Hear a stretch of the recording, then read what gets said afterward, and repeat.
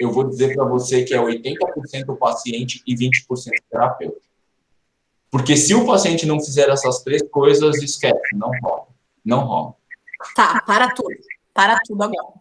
Gente, eu quero dar bom dia para quem está chegando agora essa aula master. Eu sei que o pessoal, o Adriano, não se importa com isso, né? Que vocês venham chegando. E essa aula aqui, né, que a gente vai falar sobre a decodificação da inteligência inata, né, a relação entre os problemas físicos e as suas origens emocionais, é uma abordagem a partir das leis da nova medicina germânica, que o Adriano Miura, nosso querido facilitador, né, estará aqui nos prestando esse serviço, essa utilidade pública, né, na verdade, para todos nós. Lembrando também que a formação, o curso de formação em Nova Medicina Germânica, decodificação da inteligência inata, né, sobre as leis biológicas, vai se iniciar em março, dia 27 de março, com 6 módulos online, tá? E 1 presencial. Claro que esse presencial está sendo um desafio para nós, mas a gente espera, com certeza, que tudo se encaminhe para que ele aconteça, tá? Com todas as normas de segurança, é claro, né? Mas, enfim, até agosto tem bastante água para rolar. Então, sejam todos muito bem-vindos, tá? O Adriano, já vou tá dando a palavra para ele, enquanto as pessoas vão entrando. Tá, Adriano, é tudo contigo, querido. Te apresenta para a gente. Muito obrigado, Thaís. Eu agradeço pela oportunidade de sempre poder estar falando para você. É um prazer, obviamente, conversar com você, antes de mais nada, com a dona Thaís. As pessoas chegaram no começo, eu estava falando sobre algumas coisas, as pessoas devem ter olhado e falado: o que esse japonês está falando? Era algumas coisas que eu estava conversando com a Thaís antes de começar. Mas, com certeza, é um prazer estar aqui perante a você e perante a todos aqui, sim, que receberam esse convite e decidiram escolher de um domingo de manhã, aqui em São Paulo, com muito sol, graças a Deus, a ter uma nova consciência. Quando a Thaís fala, isso deveria ser uma coisa básica para ensinar para as pessoas, lá no consultório, quando eu atendo os meus pacientes, eles falam muito isso. Eles deveriam ensinar isso na escola. E eu vou ser muito sincero, eu concordo. É uma abordagem diferente, é uma visão diferente sobre saúde, sobre questões emocionais que elas devem ser abordadas o quanto antes. E o quanto antes nós termos essas consciências e termos ferramentas para compreender esse processo mais saudável, nós vamos viver a nossa vida com mais consciência, com mais tranquilidade. E a gente vai saber ter recursos para como nos autoconhecer de uma forma melhor, para como nos autocurar de uma forma melhor. E, obviamente, a partir disso, poder fazer isso pelo próximo. Bom, como a Thaís, ela leu esse primeiro slide, é uma abordagem a partir das leis da nova medicina germânica. Isso é muito importante, eu gosto de salientar isso no primeiro slide, porque, assim, não é um curso de nova medicina germânica, por isso que o curso se chama Nova Medicina Germânica, porque esse é um primeiro passo do curso, e aí depois a gente vai além disso. Nessa aula master de hoje, eu vou explicar o que a nova medicina faz, aonde ela trabalha dentro do escopo que é trabalhar com questões emocionais, e aí a gente vai falar também, ela entra aqui, daqui ela não sai. Então, para trabalhar outros passos, a nova medicina, ela não é eficaz. E aí, a partir disso, a gente coloca outras ferramentas e outros recursos de tratamento. E é por isso que o curso vai além da nova medicina germânica, por assim dizer. Bom, então, antes de mais nada, eu gostaria de colocar algumas atenções, alguns cuidados, que eu acho muito importante. Primeiro, esta palestra ela é isenta de qualquer opinião política, religiosa ou outra. Não propomos nem impomos opiniões, apenas transmitimos informações para a sua consciência e as suas escolhas pessoais. E, obviamente, não coloquem palavras na minha boca. Existe um conceito, todo um processo, uma fisiologia e uma biologia por trás de tudo aquilo. Palavras avulsas, elas realmente dão margem para muita coisa. Ok? Então, aqui fiquem à vontade para vocês escolherem o que vocês bem entenderem que for interessante para a vida de vocês.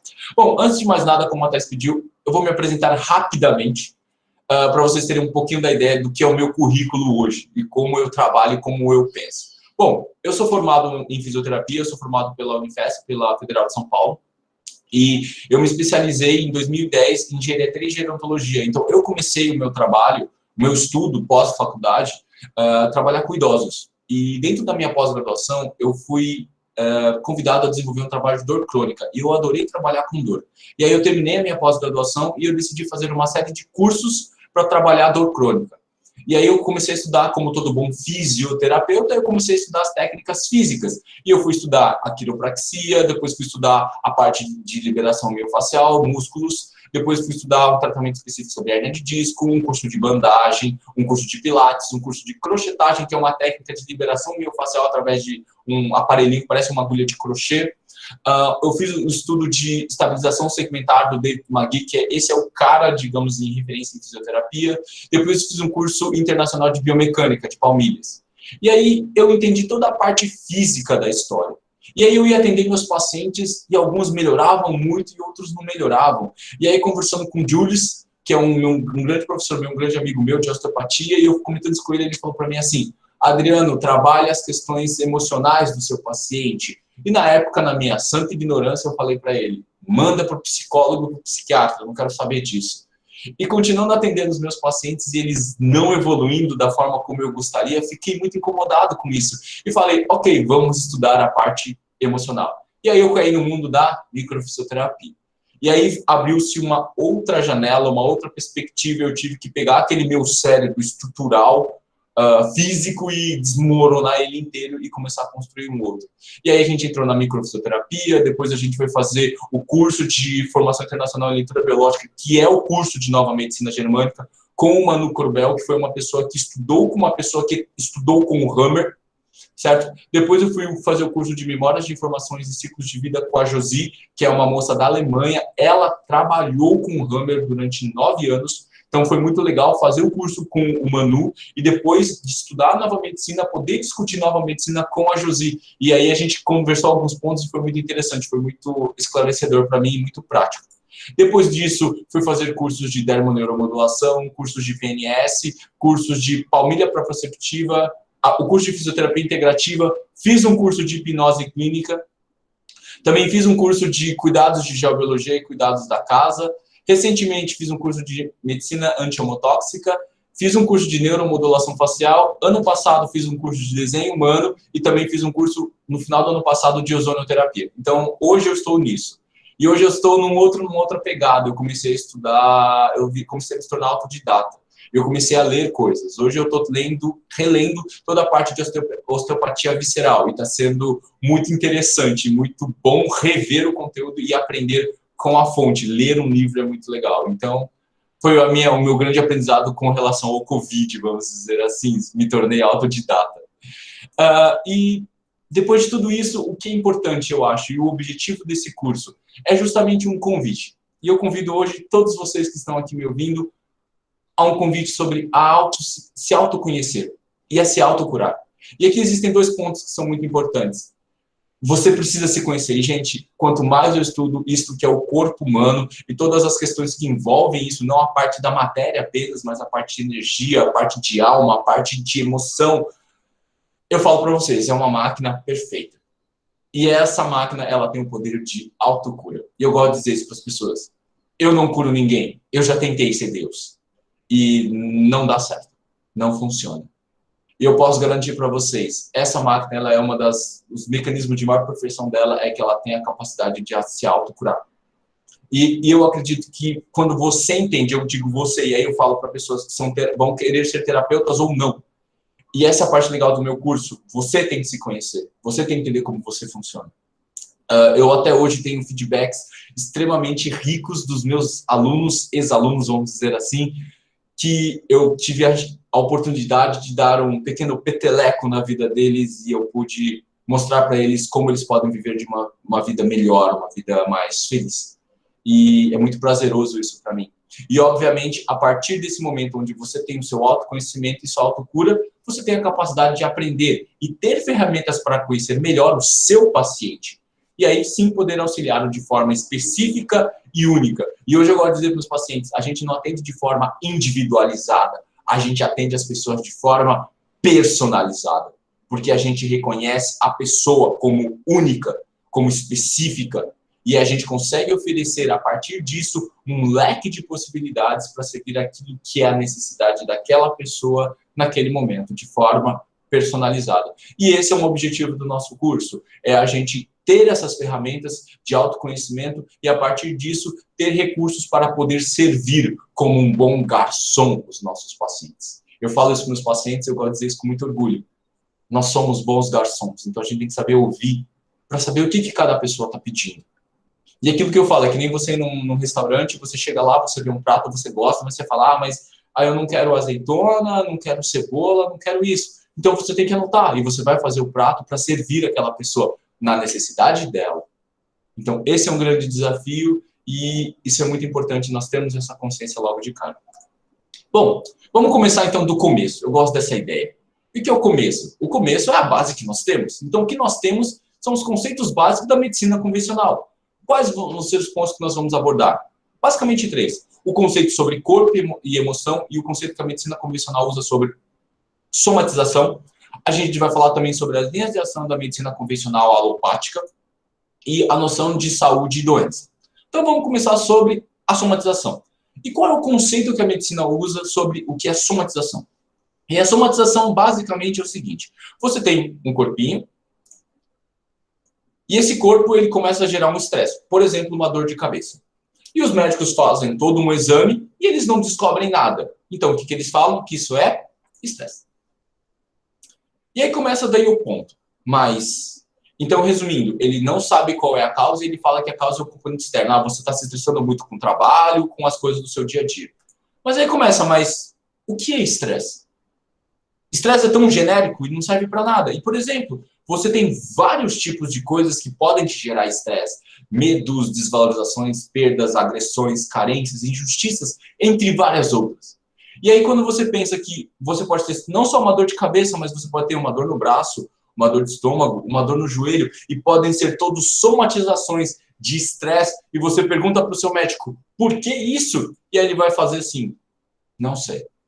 E ele não tem a menor ideia. Ele não tem mesmo. E aí eu gosto de dizer isso para as pessoas. Gente, não é que ele não quer te ensinar. Ele realmente não sabe. E ele não sabe não é porque ele é burro. É porque ninguém ensinou isso para ele. Ele reconhece esse componente de estresse como importante, porque clinicamente ele não consegue ver nada nos exames, mas ele vê que o paciente tem uma queixa. Então ele vai falar que o problema dele é estresse. Ele não está errado, mas é muito superficial ainda, e a gente precisa de algo mais profundo e concreto. Então, esse é o primeiro conceito, de somatização, e é uma das grandes incógnitas da medicina convencional alopática. E aí, quais são as linhas, então, de ação da medicina convencional? E aí vocês sabem a resposta, quer ver? Por exemplo, se você tem pressão alta, você vai tomar um remédio anti-hipertensivo. Se você tem uma temperatura alta, se você está com febre, você vai tomar um antitérmico. Se você, por exemplo, está com uma dor de origem inflamatória, você vai tomar um anti-inflamatório. Se você está com uma infecção, você vai tomar um antibiótico. Perfeito. E como é que funciona a medicina convencional alopática? Ela trabalha sempre na ideia de supressão. Então, isso é muito claro na medicina convencional alopática. Então, assim, todo remédio alopático, ele tem doses altas. E aí isso... sim, concordo. Isso eu estou falando da medicina convencional alopática, ok? Não estou indo além disso. Então, assim, hoje, graças a Deus, a gente tem muitos médicos que têm outras linhas, que estudam homeopatia, que estudam acupuntura, que estudam terapia antihomiotóxica, que trabalham com antroposofia. E eles têm uma pegada bem mais biológica, bem mais em resposta ao organismo e não contra o organismo. Isso é uma coisa que é muito importante. Não quero dizer que a medicina convencional alopática ela é ruim, ok? Lembra? Não coloquem palavras na minha boca. Mas o que eu quero dizer é que ela tem um determinado escopo de atuação. Ela serve quando o sistema não está mais organizado, quando ele não está mais em equilíbrio. Ele descompensou totalmente. Aí sim você tem que suprimir o sistema, senão o sistema vai se autodestruir. Um exemplo disso, um câncer, uma doença autoimune. O sistema descompensou. Mas aí talvez a pergunta certa seja o que aconteceu até ele descompensar, entendeu? Eu diria para vocês que a medicina alopática ela entra no final do ciclo. Ela é a última coisa que deve ser feita. E aí o ponto, o que você tem que fazer antes disso? E talvez uma reflexão. Por exemplo, quando uma pessoa tem uma febre, será que 38 graus de febre, será que isso é algo que você deve suprimir ou talvez que você deixe o seu corpo expressar. E talvez se você iniba isso, o seu sistema vai ter mais problemas lá na frente. São boas reflexões, entendem? Isso é muito legal. Então, assim, entender que o sistema ele é supressivo. A medicina convencional alopática trabalha em ideia de supressão. Beleza? Então, vamos lá, então. E aí aqui a gente aborda dois conceitos muito interessantes dentro da medicina, que é o conceito do fisiológico e do patológico. Então, o que é o fisiológico? E a gente vai falar que o fisiológico é o natural do corpo, é tudo aquilo que é natural. Por exemplo, a digestão, o processo de digestão, o processo de cicatrização, isto é fisiológico. Então, isto é o que o corpo faz normalmente. E o que é o patológico? É justamente o contrário do fisiológico, aquilo que não é natural ao corpo humano. Tratar-se daquilo que se transforma numa doença. Então, doença é algo ruim para o corpo. Isso é a ideia do patológico. As infecções, os tumores, as doenças autoimunes. E aí a gente tem dois opostos aqui.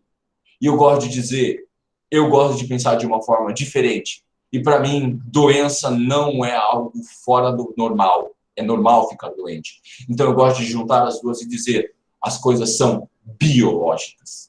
E eu gosto de dizer elas são naturais.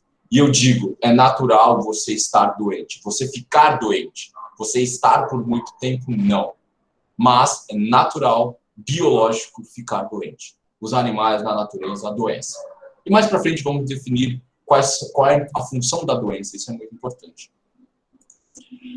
E aí aqui eu tenho uma pergunta boa para vocês. Essa pergunta é muito interessante. Muita gente não sabe a resposta, e quando der a resposta fica assustado. Qual é a proporção entre células humanas e bactérias do seu corpo? E aí, por exemplo, a pergunta, a gente tem mais células humanas ou mais bactérias? Essa pergunta é boa, não é? E a gente acha que muitas vezes a gente tem mais células humanas do que bactérias. E a resposta está errada.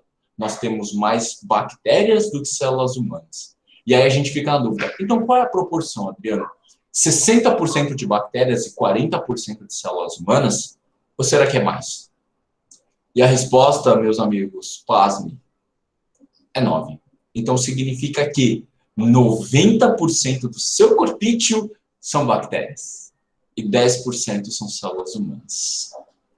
E é por isso que a gente fala, toma cuidado quando você toma antibiótico. Você literalmente está se matando. É verdade. E é interessante, onde fica a maior quantidade, então, dessas bactérias? Principalmente no seu sistema digestivo, na sua boca, no seu intestino e na sua pele. E aqui a gente pode destacar, hoje, os estudos que falam da importância da sua flora intestinal. Sim, as bactérias do seu intestino. E hoje existem estudos recentes que falam da relação íntima e intrínseca que existe entre o seu intestino, mais especificamente a sua flora intestinal, sim, as bactérias, com o funcionamento do seu cérebro. Exatamente. Isso tem a ver com noções de aprendizado, noções de memória, noções de raciocínio. E quando você não tem uma boa flora intestinal, você gera uma inflamação do seu cérebro. E hoje os estudos mostram que a causa de doenças como Parkinson, Alzheimer, doenças degenerativas senis mentais, a causa primária é um problema de flora intestinal. E é um problema de intestino. Hoje também existem estudos, eu comecei a ler isso recentemente, sobre o aumento do autismo em crianças. E hoje eles têm falado que o aumento do autismo de crianças nas últimas décadas, nos últimos 30 anos, um dos fatores mais importantes é um problema intestinal, é um problema de alimentação. E este problema alimentar, uma má alimentação, gera um problema de distúrbio cerebral nas crianças. De se pensar. Quando dizem que você é aquilo que você come, é verdade. E aqui a gente vai falar então sobre essa relação, sobre saúde e doença. E o que a OMS diz sobre o que é saúde. E a saúde é um estado de completo bem-estar, não apenas físico, mas mental e social, e não apenas a ausência de doença. E o que é doença? Uma alteração biológica do estado de saúde, manifestada por um conjunto de sintomas perceptíveis ou não, enfermidades, mal, moléstia. Resumindo pela OMS, saúde é uma coisa que você nunca vai ter na sua vida e doença é algo ruim. Resumindo, é isso que eles querem te dizer. E essa é a definição. E eu não concordo muito com ela. Mas vamos lá, então. Então, o que eles pensam? Que de um lado você tem células humanas E do outro lado você tem bactérias. E como eles veem isso, isto é guerra. Isso é uma guerra. É assim que as pessoas veem. Hoje vocês veem a tendência das pessoas de não, tem que ser hiper higienizado. Será que isso é saudável? Ou o quanto isso é saudável ou não? Bom, e se isso é uma guerra, na visão deles, então a minha pergunta é, de que lado você vai ficar? Do lado das células humanas ou do lado das bactérias? Se é guerra, você vai ter que se posicionar, meu amigo. E aí, a maioria das pessoas escolhe ficar do lado das células humanas, não é? E se você ficar do lado das células humanas, você vai ter o quê? Um tumor. Via de regra, um câncer. Aí você para e fala assim, Adriano, eu não quero ter um câncer. Então você vai para o outro lado. Então, se você for para o lado das bactérias, você vai ter uma infecção bacteriana. Aí você olha e você pensa e você fala, pô, Adriano, se correr o bicho pega, se ficar o bicho come. E eu falo para você, enquanto você pensar que isso é uma guerra, sim, não tem escapatória.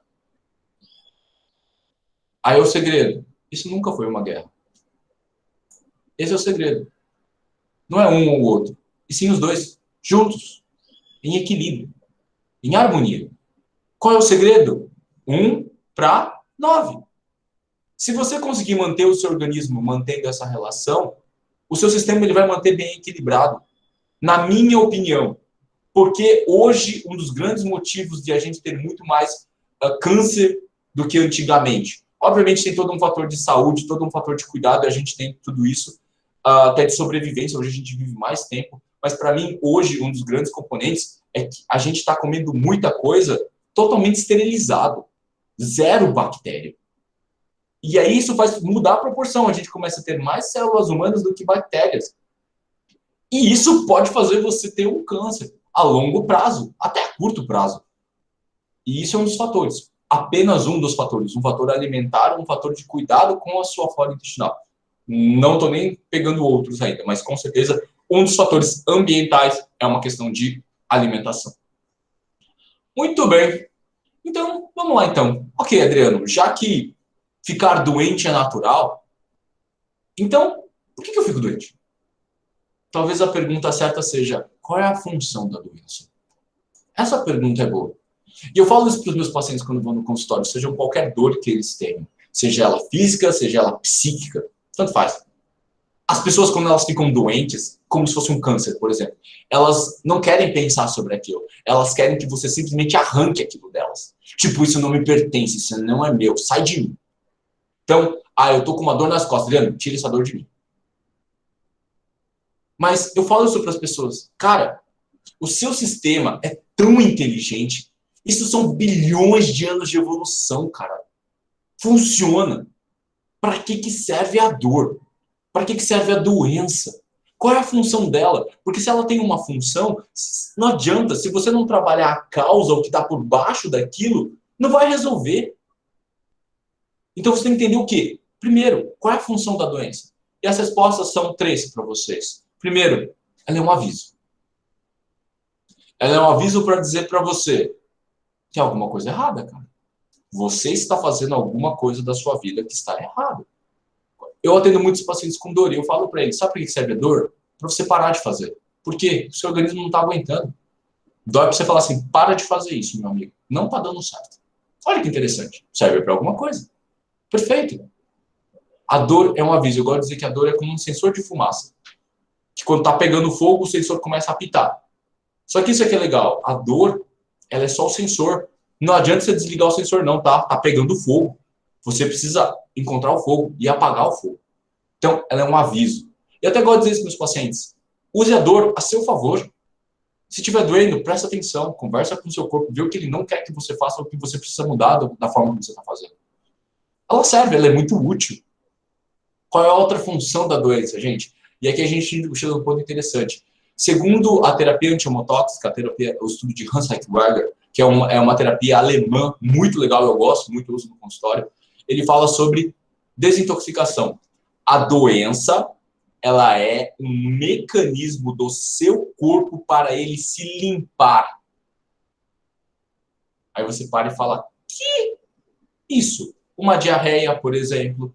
O seu corpo está eliminando, você comeu alguma coisa que não fez bem para você. Vomitar. Febre é uma das formas de limpeza através da pele. E aí você tá lá com a sua febrezinha de 38 graus, e aí toma um antitérmico. Parabéns, você anulou todas as possibilidades do seu organismo de se limpar. Não estou falando que quando você está com 42 graus de febre, você não tem que tomar um antitérmico, ok? Mas até lá, eu gosto de deixar segurado. Eu gosto de dizer aos meus pacientes, e eu digo isso para as pessoas também que me perguntam, Adriano, quando foi a última vez que você tomou um remédio alopático? Acho que faz uns 6 anos atrás. Eu nunca mais tomei. E foi mais ou menos nesse período que foi a última vez que eu fui no médico. Depois disso, eu nunca mais fui. Não estou falando que se eu não precisar, eu não irei. Inclusive, minha esposa é médica.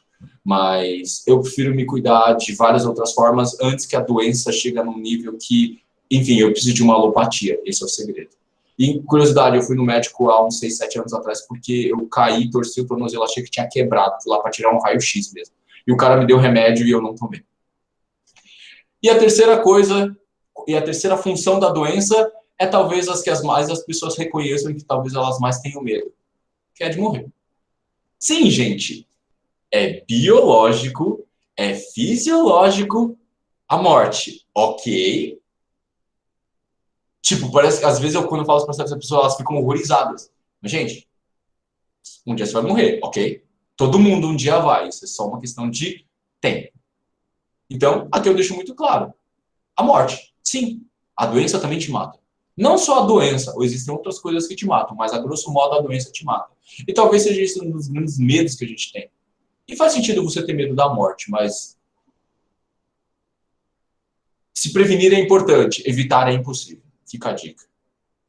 Beleza, então agora a gente entende quais são as funções da doença. Legal. E a gente vai falar então, ok, Adriano, eu entendi quais são as funções da doença, quais são os pilares então? O que embasa a saúde e a doença? E o que é muito interessante, os pilares são os mesmos. Obviamente a diferença é que na saúde os pilares vão estar equilibrados e na doença eles vão estar descompensados. E aí, hoje eu entendo que quais são os pilares da saúde e da doença? São 5. Questões emocionais, físicas, ambientais, energia e de alma. Para este curso, a gente vai abordar especificamente esses 2. Obviamente, com mais enfoque na parte emocional, e a gente vai dar uma pincelada naquilo que é a parte da alma. É uma boa pincelada, funciona muito bem, a gente vai trabalhar sobre o campo. Por exemplo, a Elaine já me cobrou isso, e a Thaís acho que já comentou algumas coisas, tem muitos amigos meus que são da área da saúde, da parte física, de fazer um curso inteiro da parte física. E modéstia à parte, eu tenho bastante recurso para dar da parte física. Mas é um curso que seria muito demorado, então eu tenho a ideia na minha cabeça, mas ainda não montei. Quem sabe mais para frente? Quem sabe não, mais para frente vai sair. Confia em Deus. Pode deixar, Thaís. Então, assim, vamos lá, então, sobre as questões emocionais e como a gente divide o pilar das questões emocionais. A gente vai dividir ele em 3 partes. Questões conscientes, subconscientes e inconscientes. E o curso vai dar ferramentas para você trabalhar nos 3 níveis. Mais para frente, na hora do curso, eu vou explicar como é que a gente vai dividir esses 3, ok? E na parte de alma, a gente vai falar sobre a essência.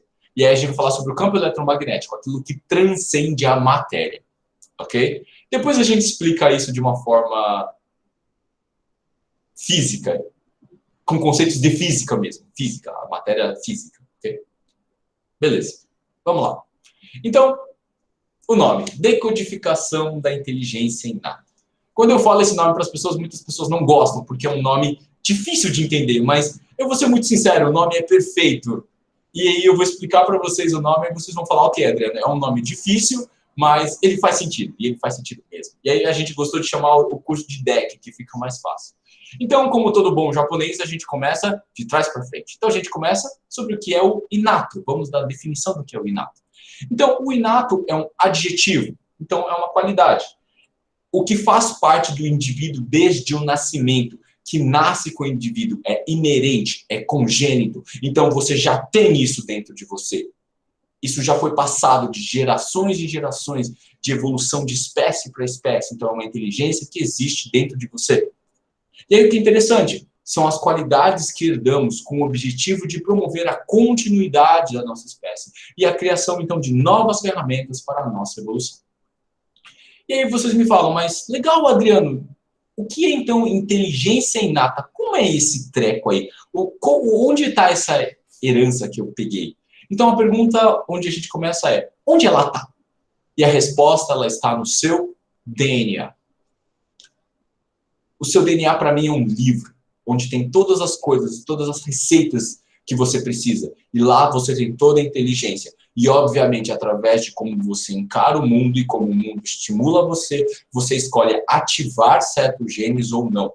Ok? E é por isso que a gente fala de epigenética, do ambiente, do fenótipo. Ele ser tão importante para moldar aquilo que nós somos. E o que eu gosto de dizer para as pessoas, não é o ambiente em si que é importante, mas, na verdade, a forma como você encara o seu ambiente que vai definir se você vai expressar bons genes ou genes não tão bons assim. E beleza. Mas então, Adriano, o que seria essa inteligência inata? O que é isso que eu já nasci aprendendo, que eu já sou bom? Por exemplo, quando você corta um dedo, você precisa aprender como cicatriza um dedo? Contrai vasos, fibrina, vem todo o tecido de reconexão. Você pensa nisso? Não. O seu organismo já sabe fazer isso. Graças a Deus. Imagina toda vez que você cortar um dedo, você precisa aprender como cicatriza um dedo. Você vai perder muito tempo da tua vida. Isso ia ser vital, porque dependendo, você ia morrer. Então, graças a Deus, nós já nascemos aprendendo isso. Outro exemplo. Quando você come, você precisa aprender a digerir a sua comida? Graças a Deus, não. O seu organismo já sabe fazer isso de forma inata. Ele já sabe fazer a sua digestão. Imagina você comer e você tem que ficar pensando em digerir a comida. Movimento gástrico, libera suco gástrico, isso, fecha o esfíncter. Agora abre o esfíncter, escorre, desce pelo duodeno, libera suco biliar e suco pancreático. Vamos lá, digestão, vamos lá, galera, absorvendo. Você não ia viver a sua vida. Você ia ficar lá digerindo a comida o resto da tua vida. Basicamente o que uma demônia faz. A gente já sabe fazer isso, graças a Deus. Olha o trabalhão que ia dar. E se a gente errasse, a gente ia morrer. Esqueci disso, morri. Beleza. Então, graças a Deus, a gente já sabe fazer tudo isso. Isso é inato. Outro exemplo muito bom, gente. Adoecer é inato. E a parte mais legal, se curar também, tá bom? Gente, os remédios alopáticos, eles foram desenvolvidos em grande escala e muito pesquisados depois da Segunda Guerra Mundial, tá bom? Antes disso, era chazinho, beleza? Era ervinha, era fitoterápico só. Descanso, repouso e fé, reza. Perfeito.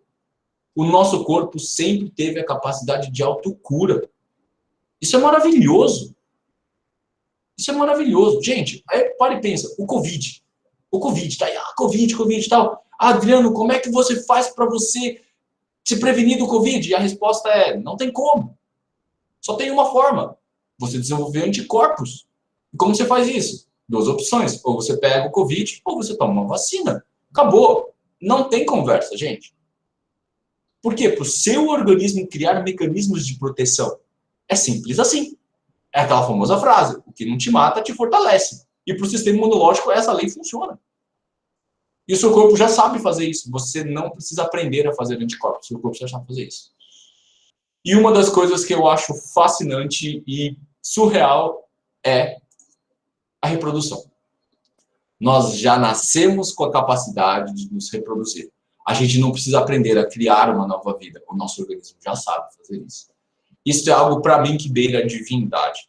E é por isso que, cara, eu só acredito porque a gente está aqui. Porque vocês vão entender como é que isso funciona. Isso é lindo, é maravilhoso, é surreal. Legal. Então, como a gente falou, são as qualidades que herdamos com o objetivo de promover a continuidade da nossa espécie e a criar novas ferramentas para a evolução. Mas aqui eu vou além. Essas coisas inatas não pertencem aos seres humanos, mas sim a todos os seres vivos. Então, esse é um ponto que é muito interessante e eu vou dizer para vocês por experiência.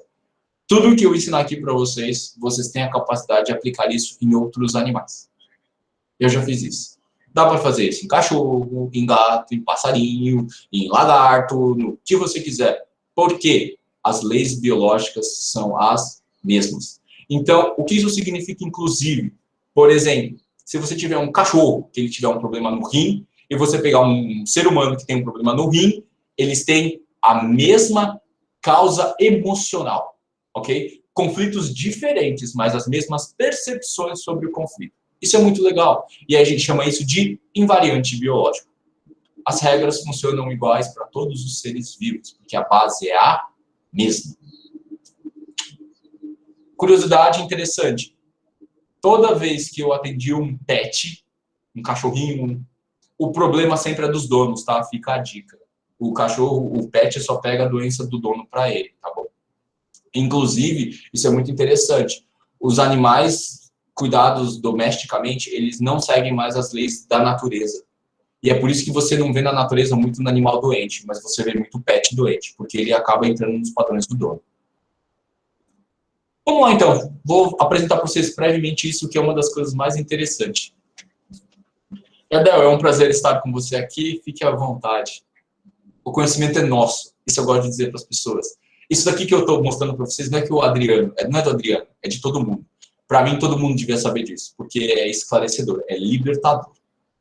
E eu gosto de apresentar dois conceitos que são muito legais: filogênese e ontogênese. O que é a filogênese? É a evolução da doença, a evolução das espécies segundo a doutrina do transformismo. Resumindo, Charles Darwin, teoria da evolução. Então, a evolução das espécies. E o que é a ontogênese? É o estudo das origens do desenvolvimento de um organismo desde o embrião, do óvulo fertilizado até atingir a sua forma plena. Então, a ontogênese, basicamente, é o estudo do óvulo, quando você tem um óvulo fecundado na barriga da mulher, e ele vai se desenvolvendo até se tornar uma criança, um feto, um embrião e uma criança. Ok? Isso é ontogênese. E aqui vocês têm embaixo nos slides um monte de minhoquinhas, certo? E aí que é interessante. Gente, elas são bem parecidinhas, né? E aí que é a parte legal. Cada um vai se tornar algo diferente. Vamos vendo.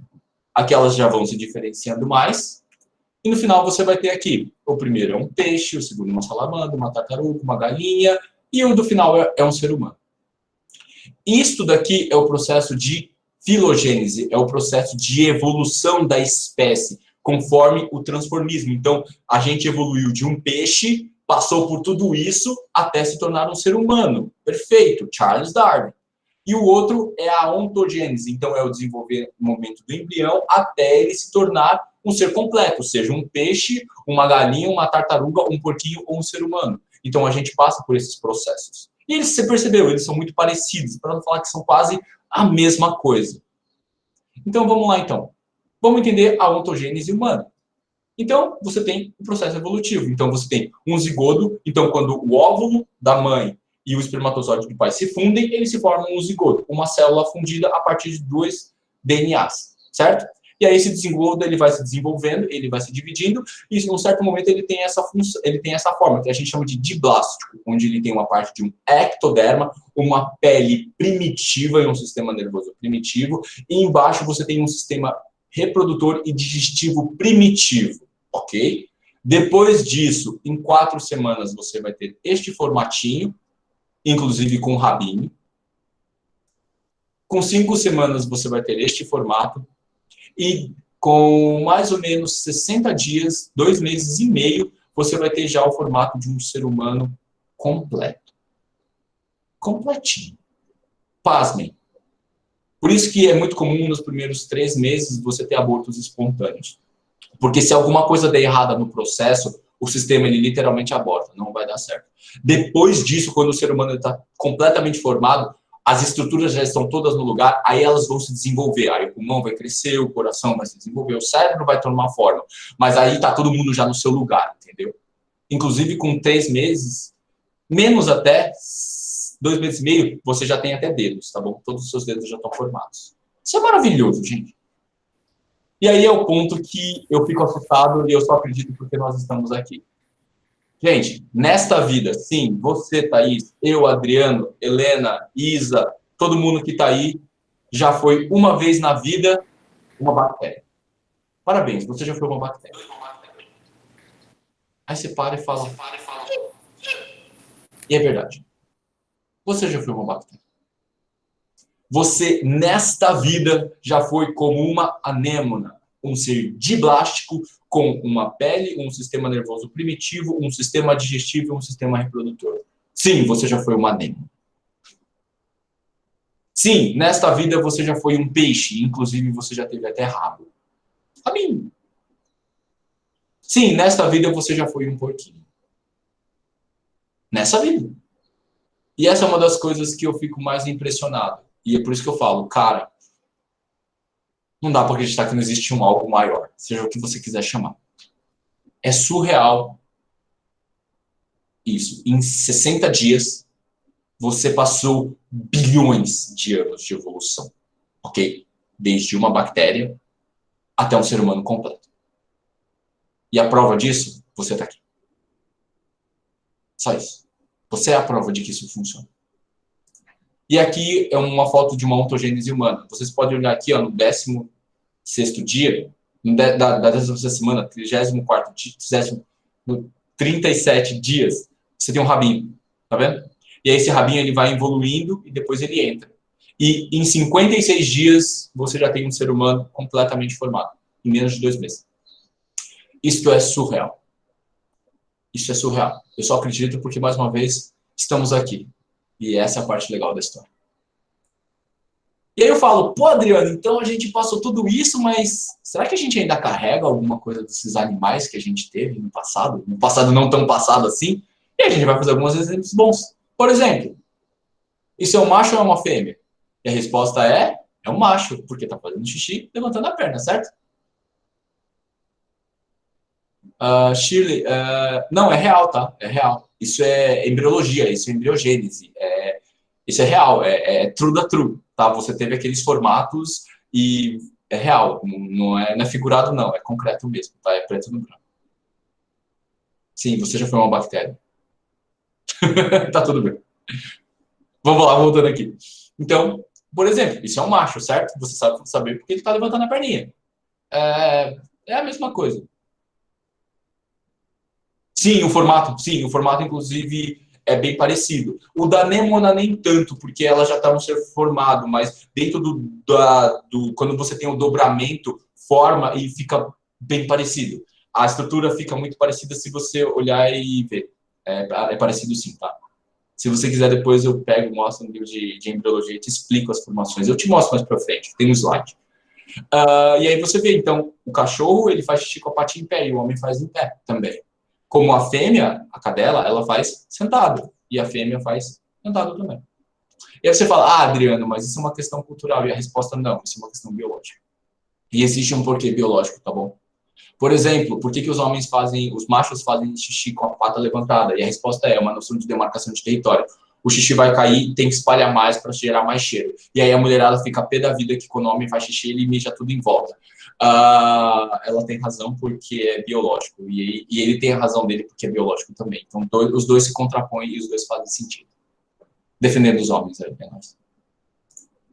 E aí, por exemplo, uma pergunta boa. Por que esses leões brigam?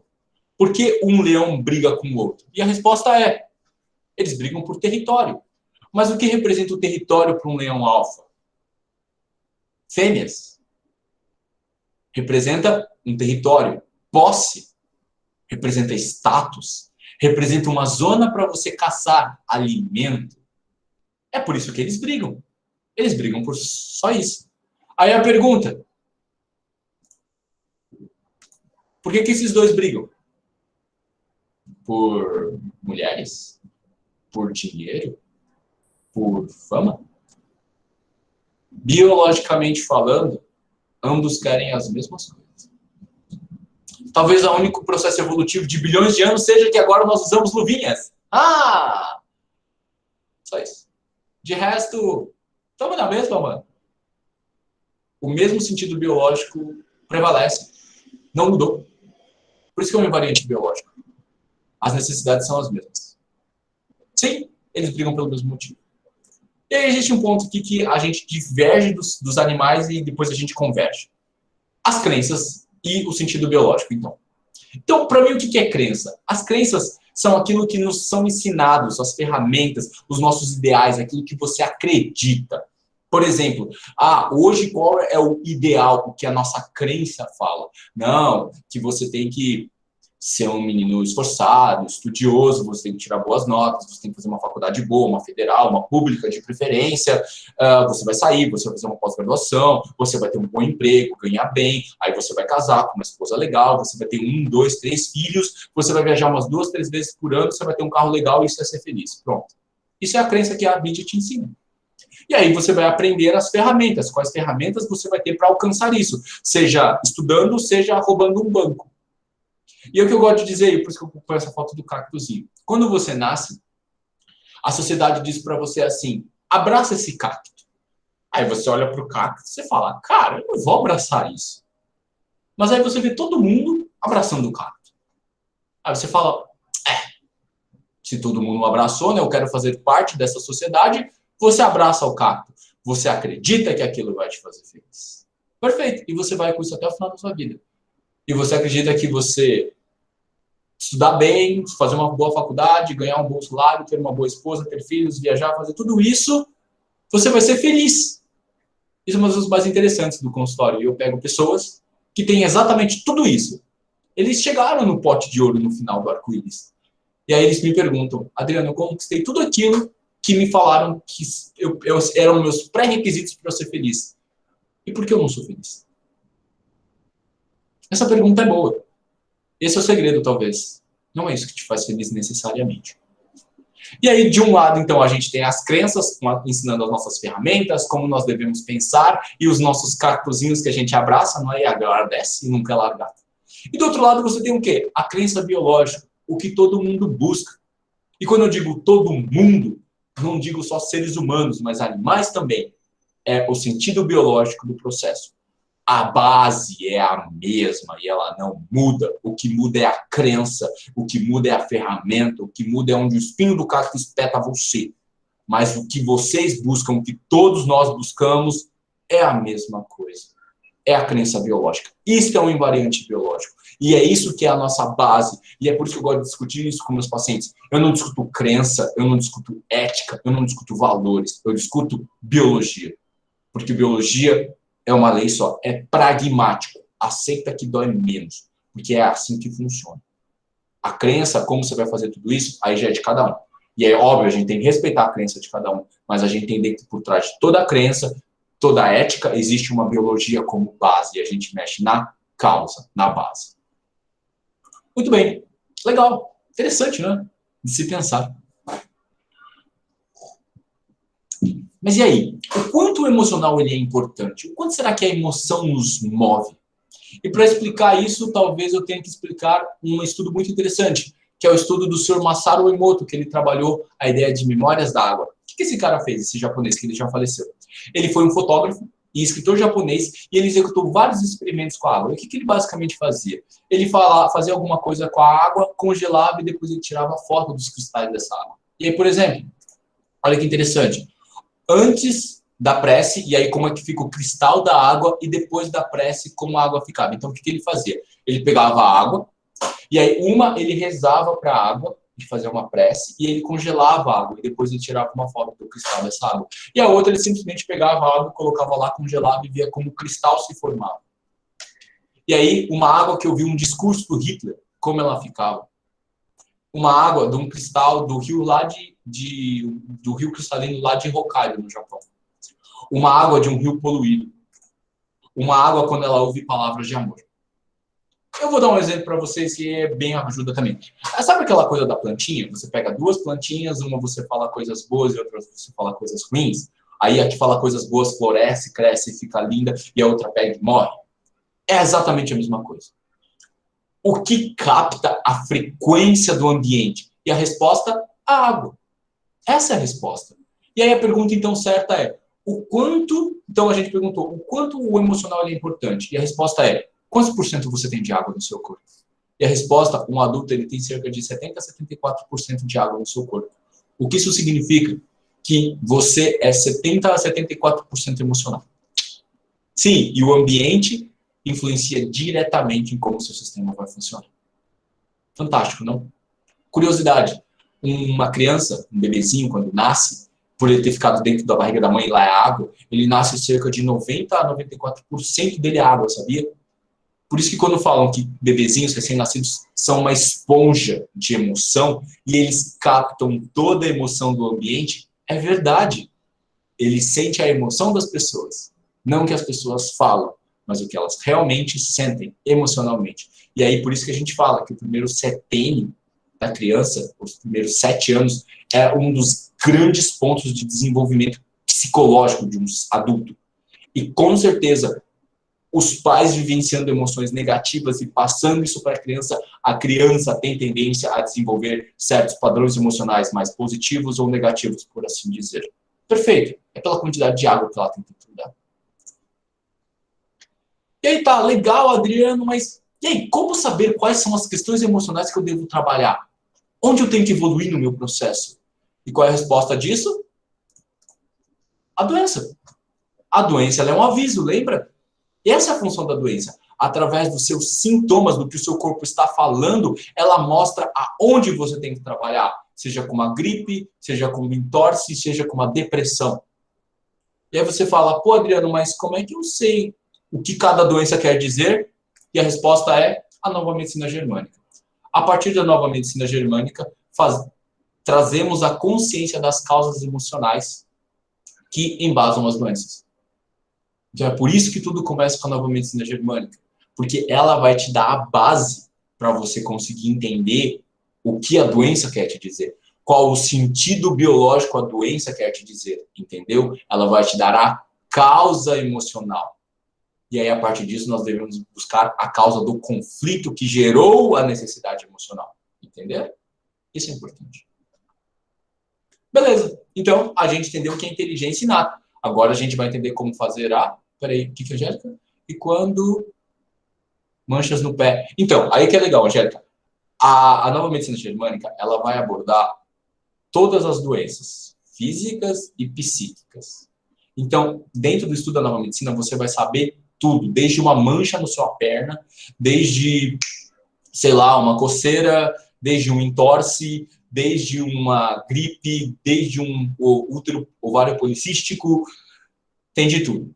Por isso que eu fico muito confortável, eu sou uma pessoa muito crítica naquilo que eu vou estudar, e eu critico muitas pessoas quando elas não me dão um bom embasamento. Eu posso dizer para você, eu estudei muito nova medicina germânica, e ela dá uma base muito legal.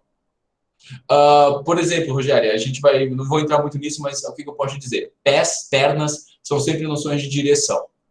E aí, quando uma pessoa ela faz um entorse, no meu caso, por exemplo, ela tem dificuldade para tomar uma decisão de para onde ir e para onde não ir.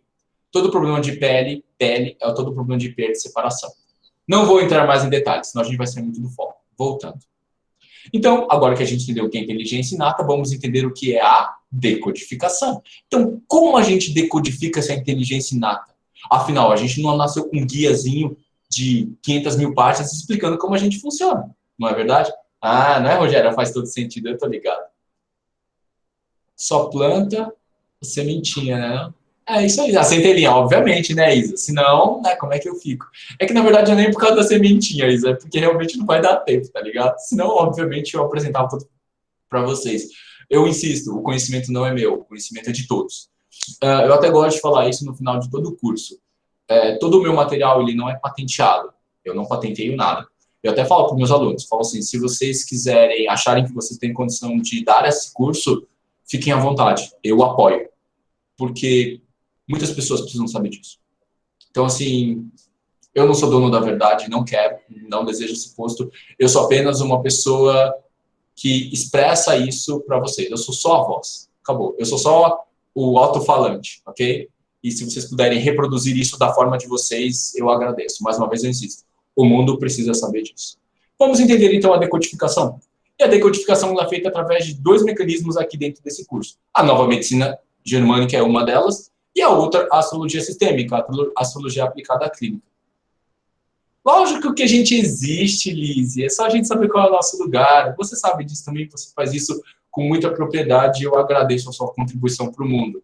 É bom seguir nesta jornada com um propósito maior e saber que temos pessoas como você do nosso lado. Seguir o caminho sozinho é muito triste. E ter vocês é maravilhoso. E óbvio, quem assim quiser seguir. O exemplo é maravilhoso. Então vamos lá, vamos começar a falar um pouquinho então sobre a história do Hammer. Então, Sir Dietrich Hammer, o criador da nova medicina germânica. Então, o Hammer, ele era médico, especialista em doenças da cabeça, na clínica de oncologia na Universidade de Munique. Então, ele estudava câncer de cabeça. Além disso, ele estudou teologia e ele estudou física também.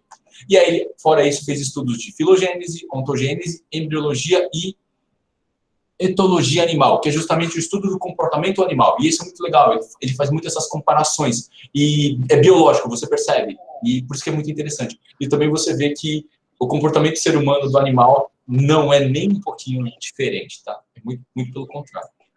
E aí a gente conta um pouquinho sobre a história do Sr. Hammer. O que ele fala, então?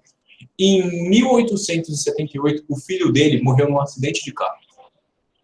E aí, depois desse fato, ele contou para a esposa entrou em freezing e depois de um pouco tempo apareceu um câncer de mama na esposa.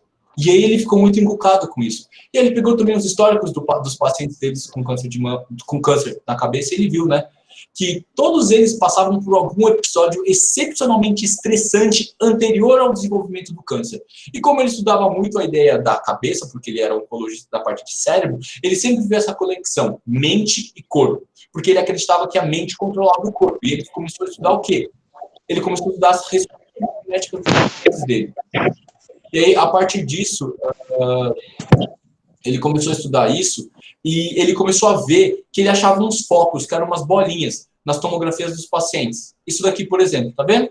Isso são os focos de Hammer. E aí, o que ele fez? Ele pegou esses focos e ele levou para o cara técnico de imagem e falou, cara, o que é isso? Aí o cara falou, isso são achados de imagem, aparece no sistema, mas não liga não. Só que o que ele começou a observar?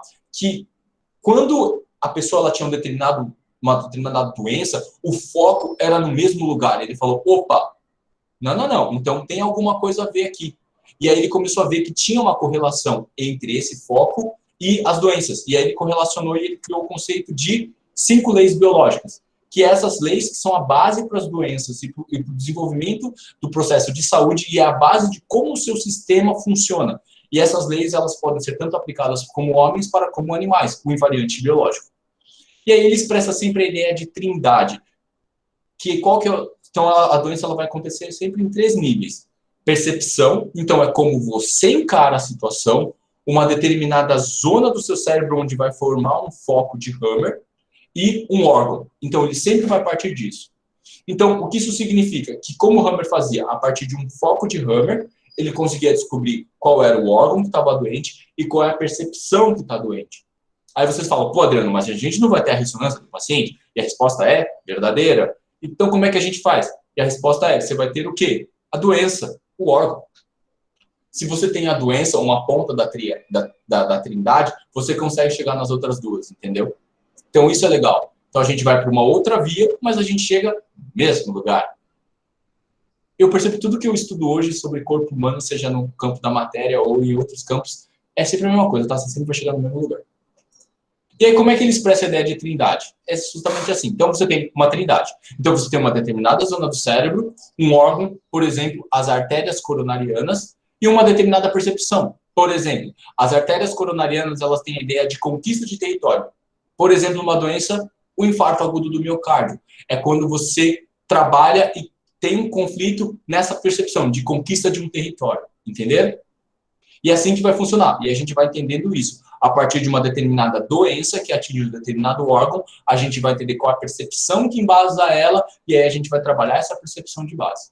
E, obviamente, você trabalhando uma percepção e você mudando a percepção do paciente, você muda a impactação do órgão que ele estava sentindo. Então, por exemplo, se o paciente tem um problema de conquista de território e você trabalha isso, não necessariamente ele vai infartar, entendeu?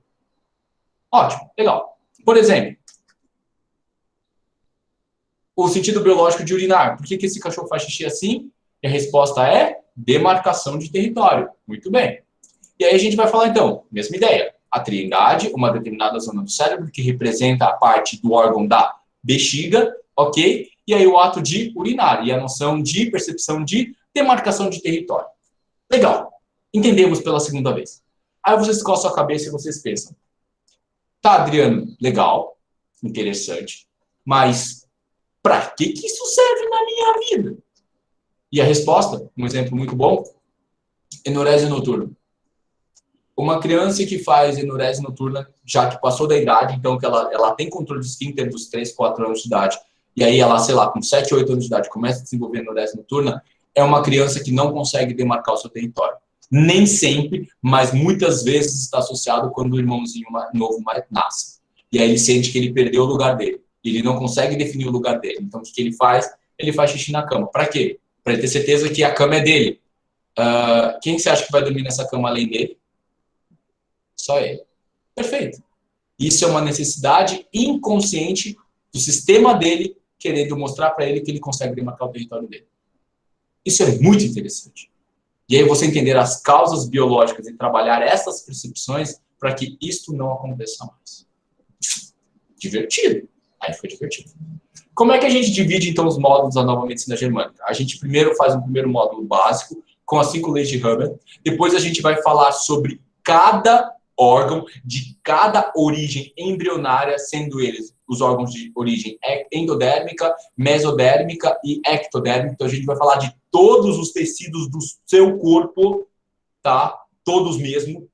E depois a gente vai falar não só da parte física, mas da parte de psiquiatria. A gente vai chamar de constelações esquizofrênicas. E aqui a gente vai falar de anorexia, depressão, ansiedade, bulimia, suicídio, toda biomaníaco agressivo, automutilação. A gente vai colocar todas as psiquiatrias aqui também. E a gente vai trabalhar e entender todos esses conceitos. Então, isto é a nova medicina germânica.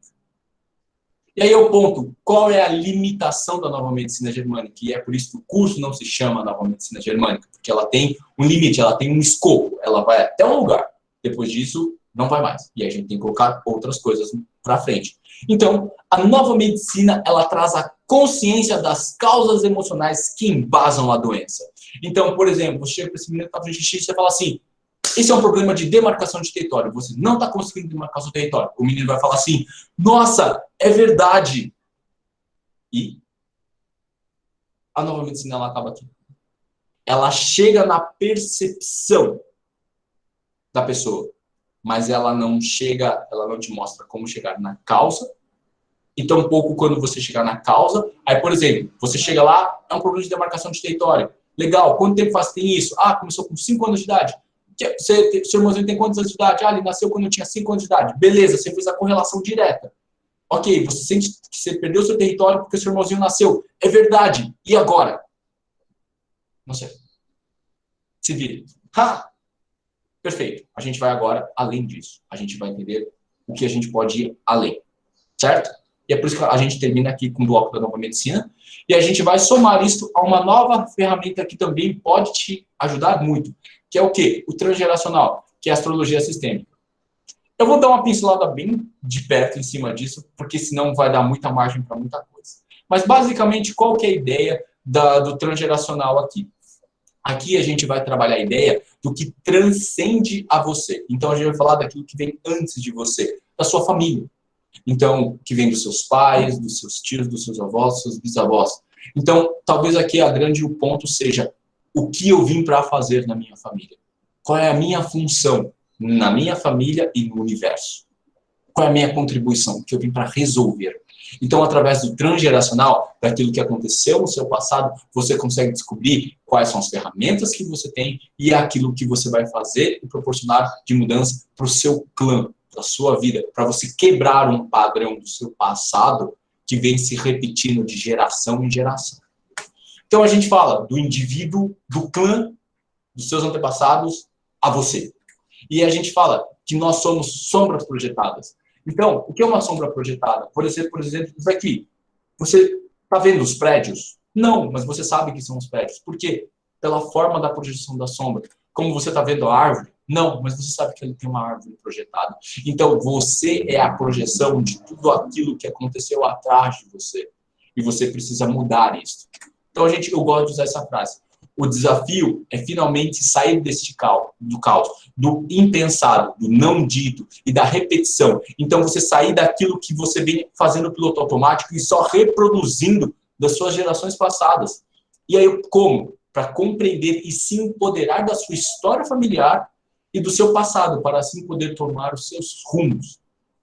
Então, resumindo, e é aquilo que a gente fala. Pais. Eu ainda não sou pai, mas eu vejo isso pelos meus pais e quem é pai aqui sabe. Vocês desejam o melhor para o filho de vocês. E aí a pergunta, vocês desejam que seus filhos cometam os mesmos erros que vocês?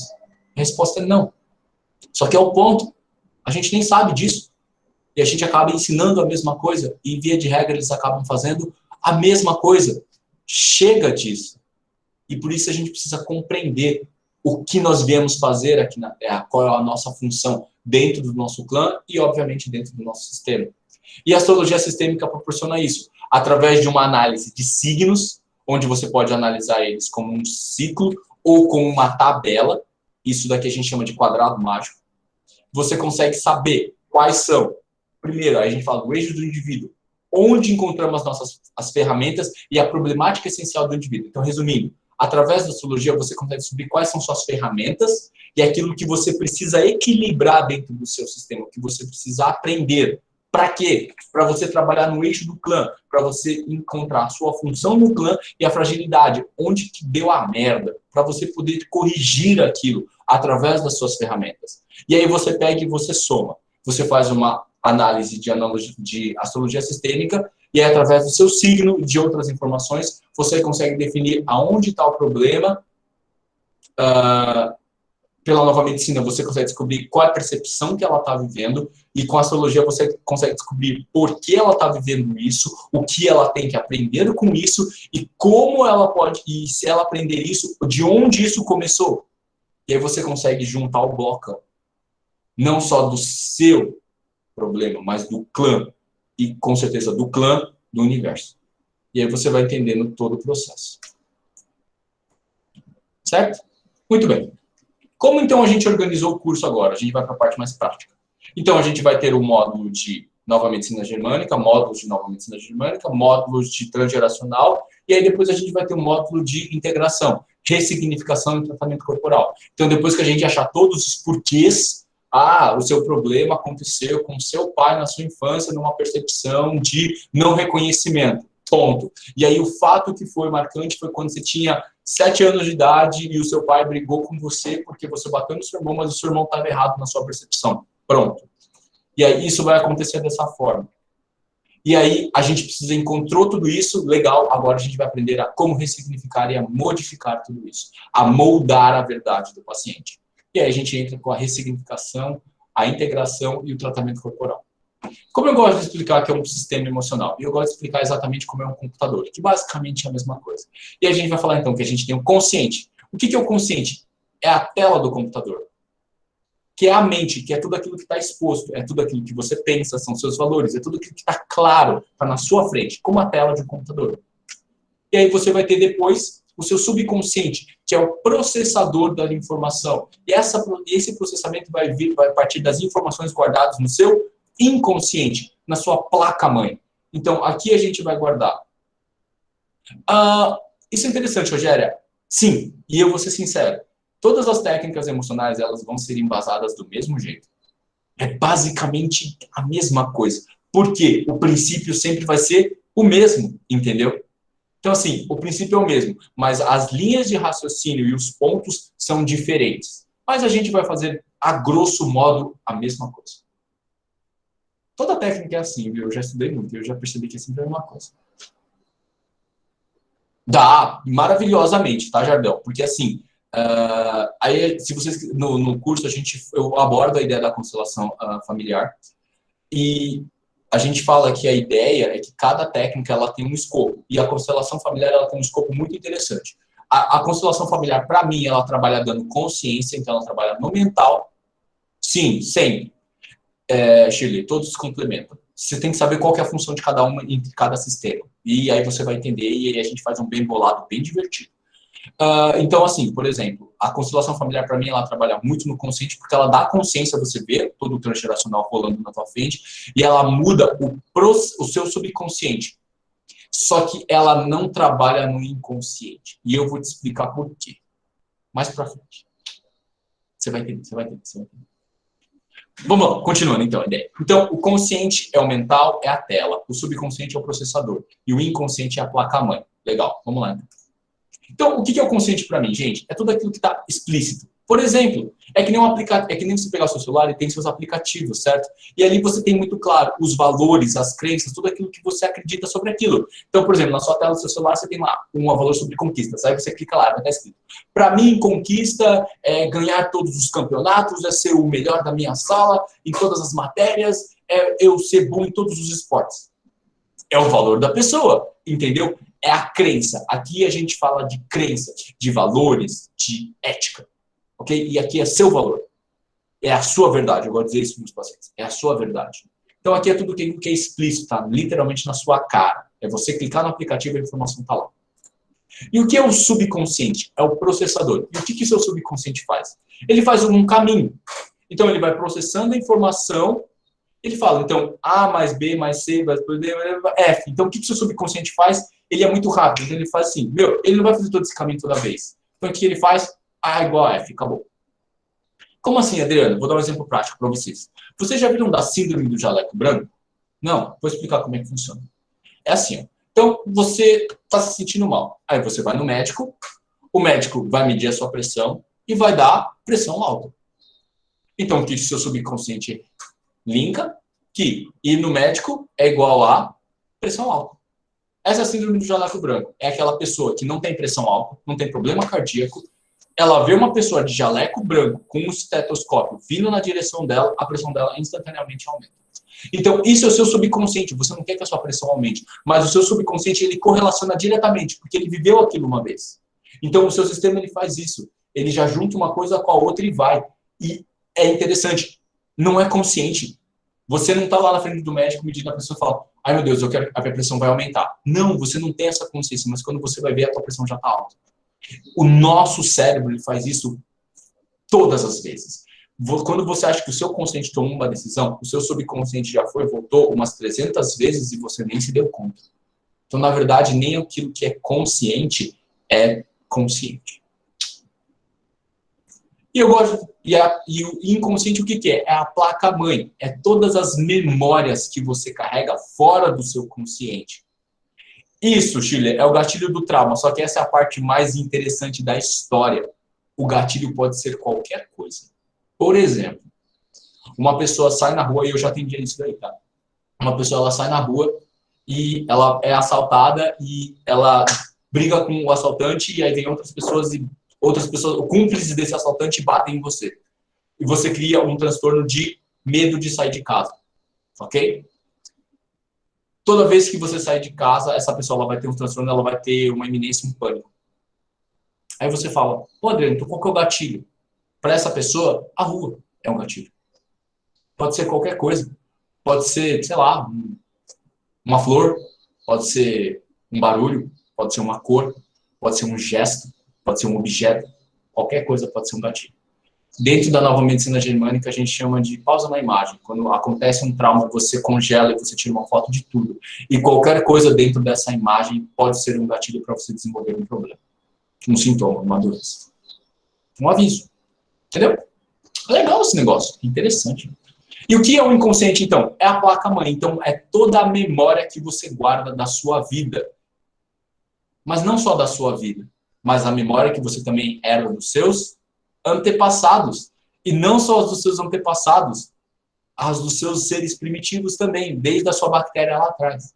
Então, você tem todas essas memórias contidas em você. E o que eu trabalho sobre o inconsciente? É apresentar memórias traumáticas que não são mais viáveis biologicamente, que elas te fazem mal. Isso é uma coisa que é muito interessante, a gente vai ver isso no trabalho inconsciente. O nosso corpo ele só apresenta traumas pra gente. Boas memórias eles não apresentam. Por quê? Boas memórias não geram cicatrizes, só traumas. E aí a pergunta interessante, Adriano, onde está toda essa memória? No seu DNA. Tá tudo lá. E aí, talvez, se você faz um trabalho inconsciente, você muda o seu DNA. Pode ser. Vídeos fazem isso a todo momento com a gente, né? Fica a dica. Ótimo. Então, a ressignificação e o tratamento corporal. E aí, como é que a gente vai fazer tudo isso, então? E aqui eu gosto de mostrar a ideia de 3 blocos, mais uma vez. Então, a ressignificação consciente. Então, aqui a gente trabalha sobre TCC, terapia cognitiva comportamental. E aqui a gente vai mudar os padrões e as crenças das pessoas. Por exemplo, sobre quais caminhos viver, qual o propósito da vida, o que é certo e o que é errado. Será que existe certo e errado? Esses são pontos importantes. E aí, sobre o subconsciente, a gente vai ensinar e trabalhar sobre técnicas de hipnose. Sim, a gente vai ensinar hipnose no curso.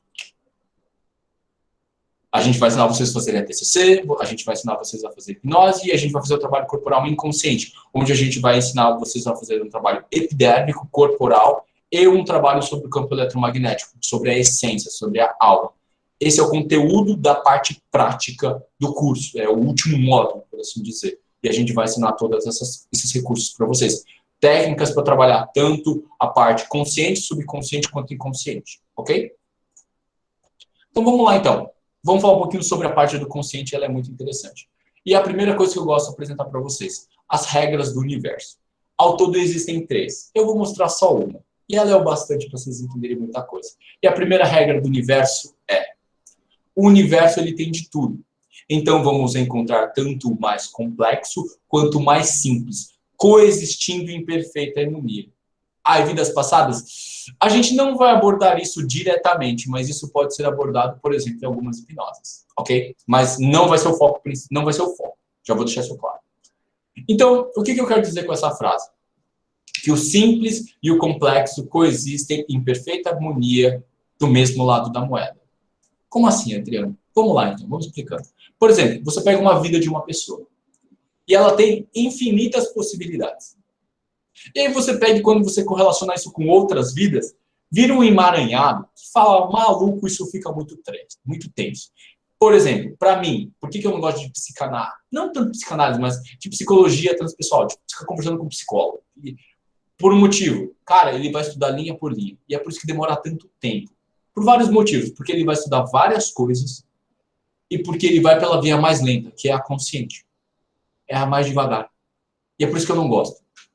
Eu gosto de coisas mais simples. E você observando que mesmo tendo todas essas variantes, uma coisa eu garanto para vocês, sempre vai existir uma linha central. Isso é um invariante biológico, é a base é a mesma. Isso se aplica a qualquer ser vivo, seja um ser humano, ou um gato, um cachorro, uma galinha. A regra é a mesma. Então, o que eu quero dizer de uma forma muito simples? Gente, a primeira regra do universo é Yin e Yang. Acabou. O sistema ele é binário. É 0 ou é 1? Por exemplo, é dia e noite. É homem e mulher. É amor e ódio. É bom e ruim. É o sistema simpático e o sistema parasimpático. É o luz e escuridão. Light and darkness. O Star Wars ensina isso. Didático, tá vendo? É o sim e o não. O que isso significa de uma forma prática? Eles coexistem. Não é bom contra mal. Não é bactéria versus células humanas. As duas, elas precisam estar juntas. Porque sem um, o outro não existe. Só que o qual é o ponto? É o equilíbrio entre as duas. É a harmonia. E aí o equilíbrio entre o nosso corpo é 1:9. Esse é o segredo, não é 1:1. 1:1 a gente morre. E a gente tem que entender tudo isso. É harmônico o sistema. Não é uma guerra. Não é homem versus mulher. É homem e mulher. Porque sem um não existe o outro. Então, esse é o segredo. É entender que esse sistema ele é harmônico. E aí, por exemplo, legal, Adriano, faz sentido, meio abstrato, mas faz sentido, mas como é que a gente usa isso de uma forma prática? E essa vai ser a regra. Perguntas. Quanto mais difícil, mais complexa e mais abrangente for a pergunta, mais difícil, mais complexo. Só um segundo, as minhas células estão dançando diferente. Que legal. É um prazer. Elas reconhecem-se como verdade, isso é interessante. O nosso sistema é inato, a gente sabe disso como verdade. Reverbera, isso aqui é legal. Por isso que eu insisto, a gente devia aprender isso. É o nosso manual de vida, não é nem de sobrevivência, de vida, para viver, não é só para sobreviver. A gente deveria saber disso. Deveria ser ensinado desde na escola, por exemplo. Minha opinião. Mas vamos lá então, quanto mais difícil, mais complexo, mais abrangente for a pergunta, mais simples vai ser a resposta. Olha que legal, eu vou fazer isso com vocês agora. Eu vou fazer perguntas para vocês. Quanto mais difícil, mais complexa e mais abrangente for a pergunta, mais simples vai ser a resposta. Uma palavra. Mais nada. Combinado? Vamos lá, então. Por que eu tenho que passar por esses desafios, Adriano? Por que eu tenho que ficar doente? Por que eu tenho que viver perdas? Por que cada vez é mais difícil? Por quê? Vocês já pararam para se perguntar sobre isso? Por que a vida tem que ser assim? Tempo para vocês. Aí vocês falam, pô, Adriano, não sei. Sei lá. Eu faço outra pergunta. Thaís, não vale dar spoiler, Thaís. Acertou. Qual o propósito da vida? Olha que interessante, gente. Eu pego pacientes que têm, sei lá, 30, 40, 50, 60, 70, 80 anos de idade. E você pergunta isso para eles e eles falam, não sei. E aí você para e pensa e fala, cara, você tá, sei lá, 30, 40, 50, 60, 80, 100 anos aqui. O que você tá fazendo aqui, cara? Aí vocês me perguntam, ai, Adriano, mas essa pergunta é tão filosófica. E aí eu digo para vocês, não é filosófica, ela é biológica. Então, Beatriz, é para usufruir da experiência, mas para quê? Entende? Eu entendo. O que você está dizendo é correto, dentro da visão biológica, mas tem um tchan, entendeu? O tchan é legal. Usufruir é importante, mas não. Aí parece que a ideia de usufruir é só você seguir, entendeu? E tem mais alguma coisa. E aí eu vou deixar a pergunta mais difícil ainda para a resposta ficar mais fácil. O que a primeira bactéria na Terra, lá, bilhões de anos atrás, fez para que hoje nós não sermos mais um monte de bactérias, nós somos seres humanos? E o que ela fez biologicamente? E a resposta para todas essas perguntas se resume em uma palavra, que podem ser várias, diferentes, como a Thaís bem disse. Nós estamos aqui para crescer, evoluir, aprender. Nós estamos aqui para nos tornarmos seres melhores. Esse é o propósito da vida. Muito bem. E essa é a resposta, a árvore da vida, gente. Isso mostra diferentes formas de evolução. E quantas possibilidades existem. Essa é a parte legal. Ao mesmo tempo que a resposta é tão simples, evoluir, crescer, aprender, olha quão complexo é um sistema. Quantas bilhões de possibilidades podem existir. Isso aqui é maravilhoso. Isso é maravilhoso. Por isso que eu falo, o sistema é lindo, ele é perfeito. Ele é perfeito. Ok. Então, Chile, esse é o ponto. E aí, talvez essa seja a discussão que seja interessante. Escolha. Mas essa é a definição de livre-arbítrio para mim. Eu até conversei isso com a Thaís. Qual é a escolha que você tem que fazer? Você acha que a escolha é escolher o que passar? E esta não é a resposta. Você não escolhe o que você vai passar. Então, o seu livre-arbítrio não é o que você escolhe, mas é como passar. Essa é a resposta certa. E é por isso que quando a pessoa que disse antes, não vi que é fluir, é quase isso. É a junção desses dois conceitos. Isso é importante e faz todo sentido no mundo, ok? É mais ou menos isso. Mas você não escolhe, por exemplo, você não escolhe ficar doente. Você não controla o seu corpo. Senão você não escolheria ficar doente, você escolheria envelhecer. Então não é esse tipo de escolha que a gente está falando, entendeu? Você não escolhe nem quando você vai morrer.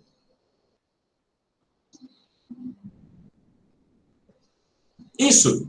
Só que aí é o ponto. Você pode ter a consciência de tudo isso, mas você pode ainda não querer fazer isso. Lembra? O mental é só 10%. É mais que isso. Talvez a escolha seja... E eu falo para você, lembra do simples e do complexo? E do yin e yang? No final, a sua escolha se resume em duas possibilidades. Eu vou deixar isso de spoiler, mas é a ideia só.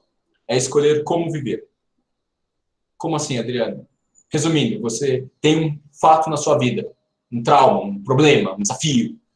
E aí você tem aquilo ali. E aí você pode escolher viver isso de duas formas apenas. De uma forma positiva, de uma forma negativa. Acabou. Esse é seu único livre-arbítrio. Você não escolhe se você vai passar por isso. Você tem que passar por isso. Por isso você está passando. Só que você escolhe como passar por isso. Esse é o único livre-arbítrio que você tem. E aí, a partir disso, você fluir na vida. Reconhecendo que você não escolhe para onde você vai, mas você escolhe como viver. Esse é o desafio.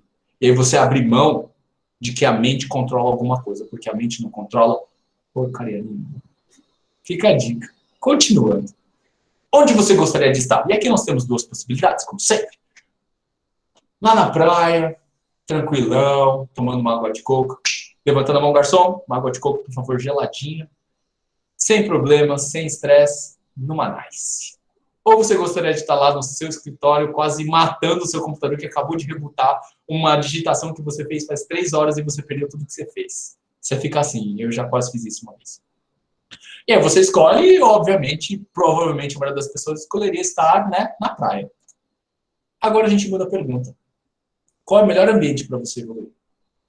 No bom e no melhor? Ou nos problemas e nos desafios? E aí fica uma dica para as pessoas que eventualmente escolherem a praia. O que acontece na natureza com os animais que não evoluem? E tá a fotinha de um bichinho que não conseguiu se adaptar a tempo. Essa é a resposta. Ele morre. Extinção. Então, esse é um ponto que é muito interessante. Você só vai evoluir através dos seus desafios. E não evoluir significa morrer. Evoluir é viver. E não evoluir é morrer. Simples assim. Então, é por isso que a gente está num ambiente de estresse. Para crescer. Para continuar o nosso processo evolutivo. E eu gosto de dizer para vocês, gente, a vida é como um jogo. Eu gosto de falar, vocês já jogaram Mario? Mario é legal. Você tem várias fases, não é? E a partir do momento que você passa uma fase, você cresce. E aí você vai para uma próxima fase mais difícil. E aí você vai jogando o joguinho. E aí se você joga uma fase e você morre nela, você cai no buraco, no mesmo buraco que você passa, e você não passa ela, você morre e acaba o jogo. A vida é a mesma coisa.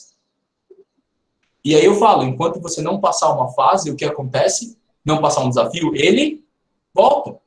Ele vai voltar até você aprender. Ou até todas as suas vidas acabarem e você morrer. Algo que é... Não entendi. Não entendi. Escreve direito e eu vejo. E aí o que é interessante? O 2x2 rank? Como assim, gente? Então, isso é muito interessante, porque você entendeu o processo de evolução. Entender que, independente do nível que você esteja, você vai estar num nível sempre cada vez maior.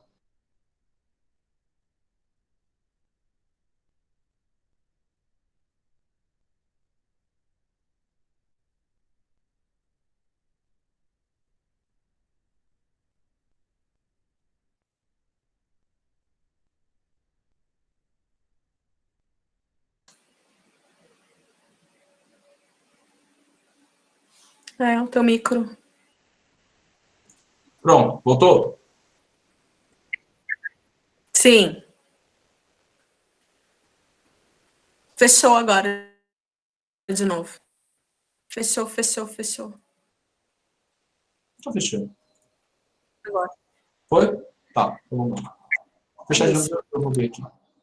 E aí o que eu falo? O que a gente aprende, então, com a Disney?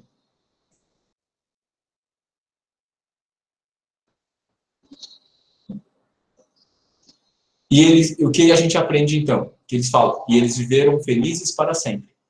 Isso que a gente aprende com a Disney. E aí aqui é um dos grandes erros. Por quê? Se eles viveram felizes para sempre, eles não têm mais desafios. Então é a pergunta que eu faço para vocês, biologicamente falando. O que aconteceu com eles? Se eles não têm mais desafios, se eles não têm... Thaís, um tal de Vitor Hugo está fechando meu microfone. Você pode ver?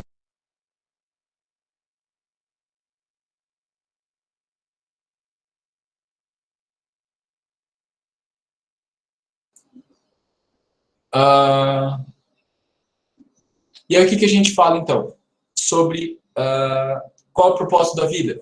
Evoluir. Quando você não tem mais onde evoluir, a resposta é muito simples. Você morre. Então, qual seria a resposta certa do final da Disney? Seria, e eles viveram felizes para sempre? Não, eles morreram. Essa que é a verdade. Quando você evoluir tudo que você evoluiu da sua vida, não tem mais por que você estar aqui. Então você morre. Então, fica a dica. Continue evoluindo, senão você vai morrer. E quando você morrer, bom, pelo menos que você evoluiu tudo, que você chegou no final do joguinho, ou não que você morreu na mesma fase e o seu tempo acabou e suas vidas acabaram também. É que nem jogar Mario, já falei. E aí a gente vê no resumo. Qual é o sentido da vida? Evolução, certo? E a gente evolui através dos nossos desafios. E sempre que a gente... E o que acontece quando a gente não evolui? A gente morre. E aí, sempre que você evoluir, você vai trazer novos desafios. E toda vez que você não passar seus desafios, eles vão se repetir. Qual é aquela pessoa com dedo podre? Aquela menina que só atrai namorado que não presta? É exatamente isso. Ela precisa aprender alguma coisa com eles. E enquanto ela não aprender, ela vai continuar atraindo o mesmo perfil de pessoa. E aí vem duas perguntas muito boas. Legal, Adriano, eu preciso evoluir. Boa, eu entendi. Eu quero viver mais. Onde eu evoluo? Onde eu tenho que evoluir? Eu não sei. E aí a pergunta, como eu faço isso? E aí que é que nem uma escola. E aí você pergunta, ok, Adriano, eu estou reprovando de ano, legal, mas qual matéria você está reprovando? Você nem sabe. E aí, como você não sabe nem qual matéria, como você vai estudar? Você não vai. E o que vai acontecer? Bom, você vai ficar reprovando então, de ano em ano. Não importa. Aí você vai ficar infinitamente nisso.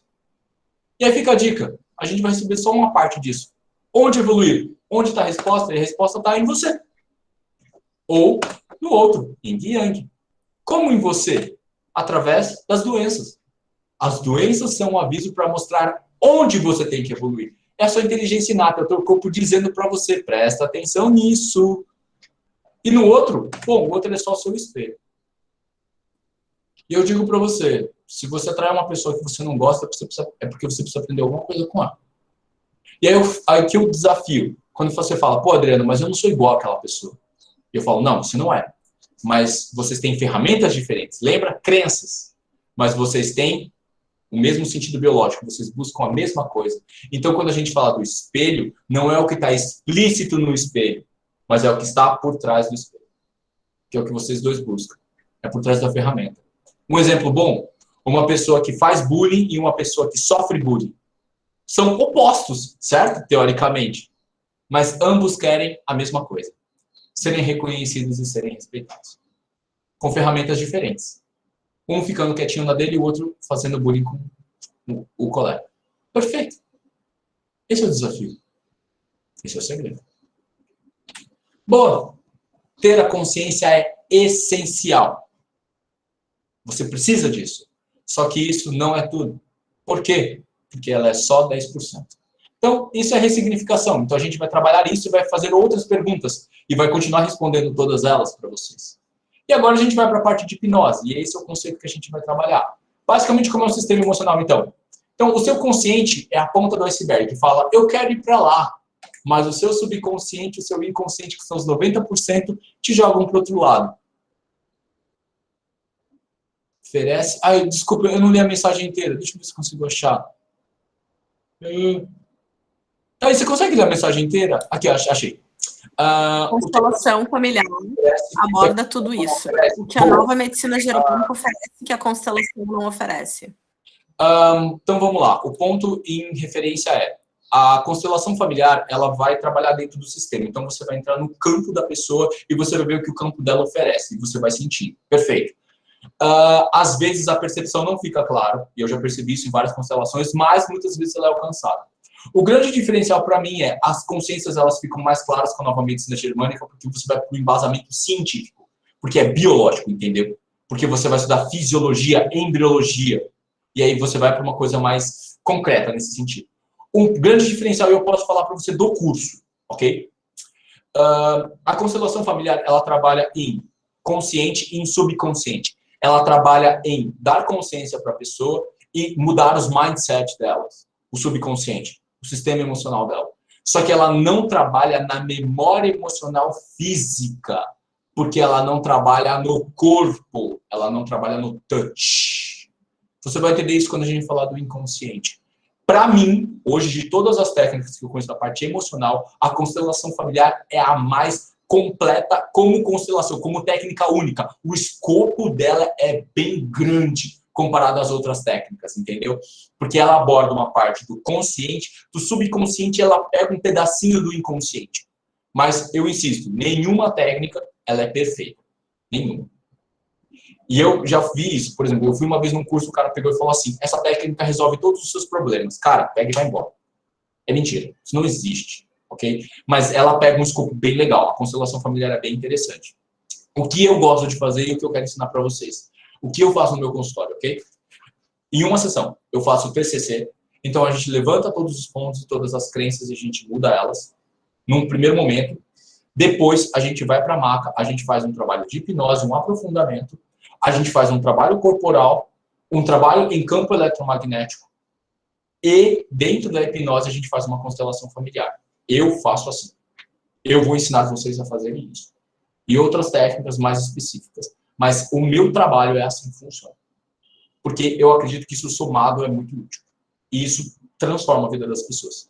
E, de novo, cada um com a sua técnica, cada um com a sua expertise, nenhum é melhor, nenhum é pior. as duas trabalham em escopos parecidos. Por exemplo, a parte da constelação familiar que trabalha o consciente é o consciente. Então, você vai ter N formas para chegar no mesmo resultado. E é isso maravilhoso, entendeu? Você pode chegar pelo sintoma do paciente.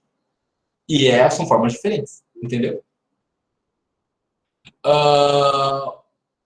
O curso, ele na verdade é um curso que vai abordar todas essas técnicas. Então eu vou abordar nova medicina germânica, eu vou abordar a parte de astrologia, vou ensinar vocês a fazer tudo isso, eu vou ensinar vocês a fazerem TCC, terapia cognitiva comportamental, vou ensinar vocês a fazerem as perguntas certas, vou ensinar vocês a fazer a parte de hipnose, todas as técnicas de hipnose, aprofundamento, respiração, Vou ensinar a fazer todo o trabalho epidérmico, corporal e de campo eletromagnético. É isso que eu vou oferecer para você.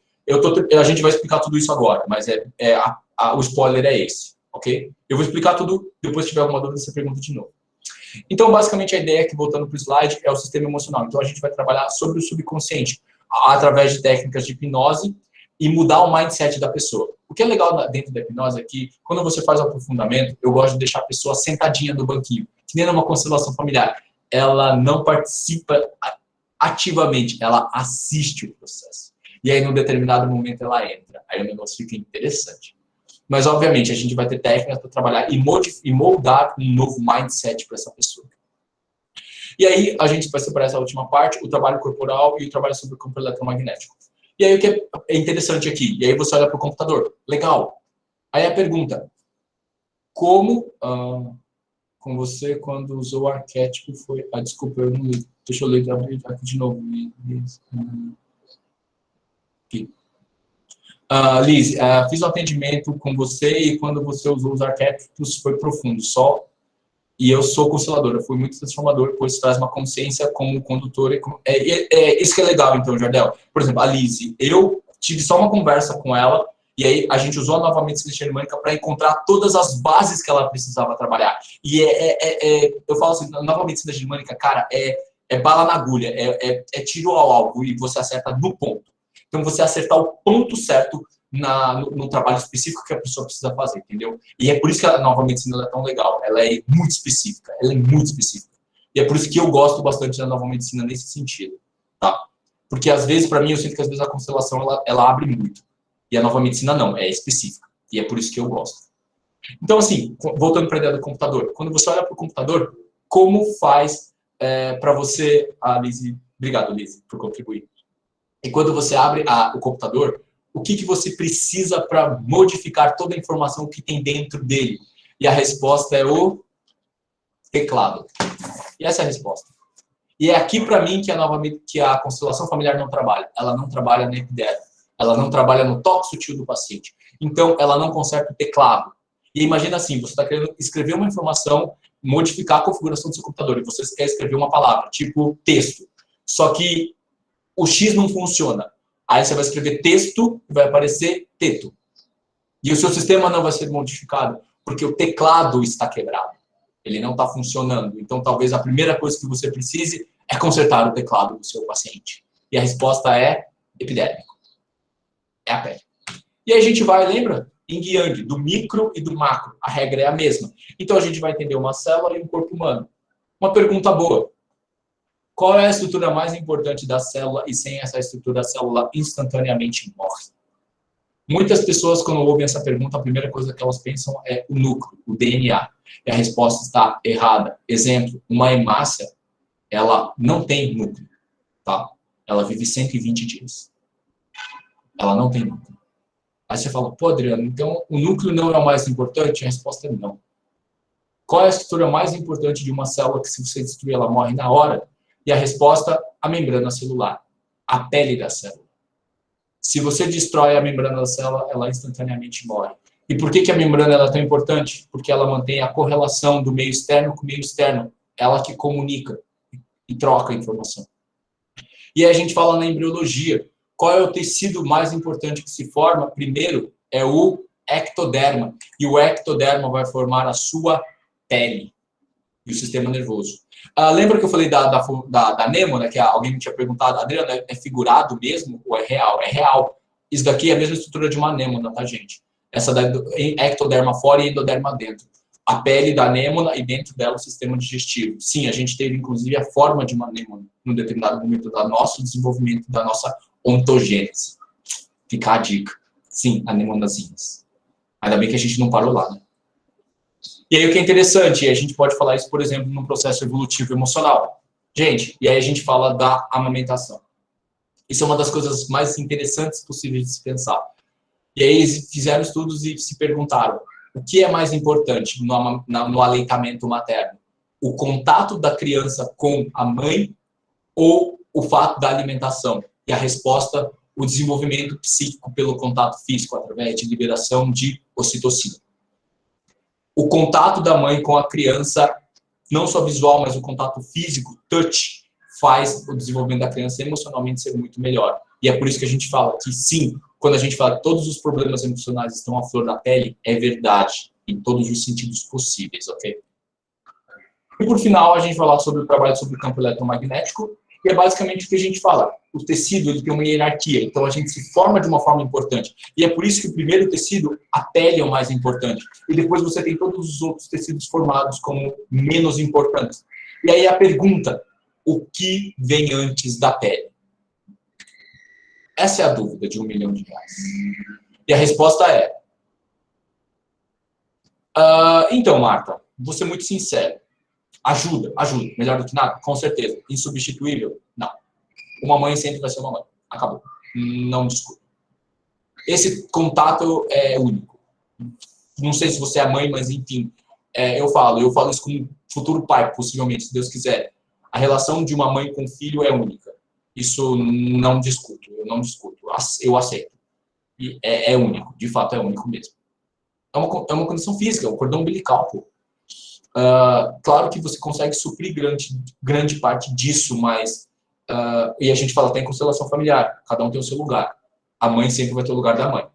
A mãe adotiva vai ter o lugar da mãe adotiva. Ninguém substitui ninguém, ok? Todo mundo tem o seu lugar e tá tudo certo. Legal, então. E aí a pergunta, o que vem antes do corpo? E a resposta é a energia. E para explicar a energia, a gente chama um carinha, Sir Albert Einstein. Fica assim, tá? E o trauma é muito forte. E eu já atendi crianças adotivas, elas têm muitos traumas mesmo. Mas é aquilo que eu falo para as pessoas, né? Você fala, ai, Adriano, que coisa horrível, que pena. Eu falo, não. A pessoa tem que passar por aquilo que ela tem que passar e ela escolheu isso. Então tá tudo certo. Não tem culpado, não tem vítima, tá todo mundo ali para trabalhar a mesma coisa. E, obviamente, se essa criança adotiva ela veio para uma família, é porque ela veio para contribuir com o desenvolvimento dessa família e ela vai fazer a mesma função que ela faria na família dela, biológica. Então, tá tudo no lugar certo. Ninguém tá onde não deveria estar. Então é tranquilo. Com paz no coração. E vamos lá, então. Essência, energia, alma. E a gente chama Sir Albert Einstein. Então, o que é o corpo? O corpo é matéria, que nada mais é do que energia. Então, energia é igual a massa constante de velocidade da luz ao quadrado, que é 300 mil quilômetros por segundo. E por que é uma constante? E a resposta é muito simples, porque não importa de onde você veja a velocidade da luz, ela sempre vai manter a mesma velocidade, ela é uma constante. E o que a gente fala que é a velocidade? A velocidade nada mais é do que variação do espaço por variação de tempo. O que isso significa olhando para a equação? Então, se você olhar energia igual massa C ao quadrado, que quanto maior o tempo da matéria, o tempo divide a matéria. O que isso significa, então? Que a matéria ela tem tempo de validade. E é por isso que, sim, um dia nós vamos morrer. E como diz, na natureza nada se cria, nada se perde, tudo se transforma. Antonin Lavoisier, um químico. Então, se o que é a matéria é energia, então, a partir do momento que nós vamos vivendo, o tempo vai passando, essa matéria vai se transformando em energia de novo. Então, esse é o ponto. O que vem antes da matéria? A energia, a essência. E aí vocês me perguntam, tá, Adriano, eu entendi, mas onde fica isso? Onde fica essa energia? E a gente volta de novo para a célula e o corpo humano. E aí o ponto, qual é a estrutura mais importante da célula e que faz a célula humana se moldar? E a resposta, a matriz extracelular, o que está fora da célula. Então, na verdade, todo o metabolismo celular é moldado por o que está fora da célula. E a matriz extracelular, os polímeros, os polissacarídeos, tudo que está fora. E aí o que é legal? Então, resumindo, Adriano, onde está a nossa essência? E a resposta está fora. Ela está no nosso campo eletromagnético. Coisas interessantes, gente. Quem gera o campo eletromagnético? Isso são estudos, tá bom? O coração. O coração, ele é a forma de campo eletromagnético. E é a frequência do coração, é a harmonia, é o ritmo que ele bate. A gente chama de ritmo cardíaco. Ou coerência cardíaca, se vocês quiserem pesquisar. E uma coisa que é interessante, por exemplo, uma pessoa que está feliz, ela gera uma coerência cardíaca no coração dela. E se uma pessoa entra dentro do campo dessa pessoa, as duas podem entrar em coerência cardíaca e as duas pessoas podem estar felizes. Como se uma pessoa está em caos cardíaco, ela está estressada, irritada, brava, a outra pessoa entra no campo dela, as duas podem ficar irritadas. E eu vou falar para vocês querem ver um exemplo de campo eletromagnético? Gente, Polo Sul e Polo Norte da Terra. É a mesma coisa. Não é só porque você não vê que não existe. E é aí que está a memória. Quando a gente fala em constelação familiar, que você entra no campo da pessoa, é literalmente, tá? Você entra literalmente no campo da pessoa mesmo, tá? Liz, então, se você quiser procurar estudos sobre isso, chama-se de coerência cardíaca, tá bom? E caos cardíaco. E existem estudos que realmente falam sobre isso. Sobre como você atingir a sua coerência cardíaca. E uma forma de você conseguir atingir a sua coerência cardíaca é através da respiração. E aí a gente entra no conceito de meditação. E, gente, é tudo explicado fisiologicamente. É isso que eu falo, esse negócio de terapia alternativa não existe mais. Porque hoje a ciência explica tudo isso. A meditação é uma ferramenta fantástica porque ela proporciona coerência cardíaca. E coerência cardíaca proporciona diminuição do estresse do sistema. Isso proporciona regeneração celular, rejuvenescimento, diminuição de estresse oxidativo, diminuição de processo inflamatório, saúde. Tears, inclusive. Fantástico. Aqui não tem... Nossa, não tem nada disso. Inclusive constelação familiar, tá? Você está no campo eletromagnético da pessoa. Você está literalmente mergulhado na memória emocional dela. Tá tudo ali. Você sente tudo. E é isso que você faz. Isso é maravilhoso, gente. Isso é ciência. Eu gosto de dizer isso. É ciência com consciência. Isso é maravilhoso. E aqui a gente sai do misticismo, a gente sai do bruxismo. A gente vai para algo palpável. Física. E estudo, ciência, acabou. A gente não discute mais misticismo. Esquece. Isso é legal, porque funciona. Isso é legal. E aqui a gente termina toda a ideia do curso e tudo que a gente vai abordar. As datas do curso, os modos online vão ser todos esses, vão ser todos os finais de semana, então sábado e domingo. Os cursos, eles vão ser então de domingo a sábado, das 9 às 19, com intervalo de 15 minutos no período da manhã e 15 minutos no período da tarde, para um cafezinho das pessoas e ir no banheiro, e o almoço do meio-dia às 13 horas. O módulo presencial, então, vai ser dos dias 26 a 29 de agosto, das 9 às 18 horas. Nesses 4 primeiros módulos, então, a gente vai abordar a parte de nova medicina germânica e todos os conceitos básicos. Aqui a gente vai abordar as teologias clínica sistêmica. No último módulo, a gente vai fazer uma síntese de tudo, um aulão, dúvida, e se eventualmente ficou algum material pendente, a gente vai ver o que está faltando nesse material pendente, nesse módulo aulão. E as aulas presenciais, então, a gente vai colocar toda a aula de integração, representação, hipnose e tratamento corporal. As aulas, elas vão ser estruturadas, então, as aulas teóricas. A gente vai abordar sempre a embriologia, fisiologia, anatomia e histologia, e aí eu já falo para as pessoas, Adriano, eu não tenho nada de estudo da área da saúde, não se preocupe, eu vou ensinar vocês, ok? Então, isso é tranquilo. E quando for a parte de... Aí a gente já vai apresentar o conflito, o sentido biológico, então o padrão biológico dos animais para aquele padrão da doença, as patologias associadas, e a gente vai fazer um checklist sobre o que a gente viu, e depois a gente vai fazer discussões direcionadas. A gente vai pegar doenças específicas e a gente vai discutir elas. E como fazer perguntas certas para o paciente para a gente chegar na resposta que a gente deseja. As aulas de estrutura, então, de módulo de tratamento, a gente vai pegar os conceitos básicos, então, como a gente deve pensar numa conduta com relação ao paciente para mudar a percepção dele. A gente vai esmiuçar e trabalhar a ideia de emoção, sentimento, doença e psiquiatria. A gente vai organizar tudo isso e a gente vai somar os estudos de nova medicina com os estudos de Paul Ekman, com os estudos das emoções. A gente vai fazer isso também.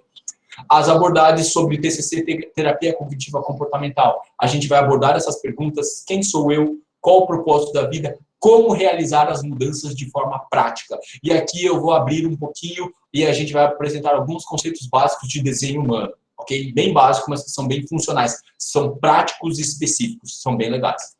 E aí, obviamente, a gente vai trabalhar algumas percepções muito importantes sobre perdas, separações, mortes, ciúme, traição e vários outros comportamentos que a gente tem, as psiquiatrias. Aí, o estudo presencial, as aulas vão ser em duplas, a gente vai fazer duplas para as pessoas.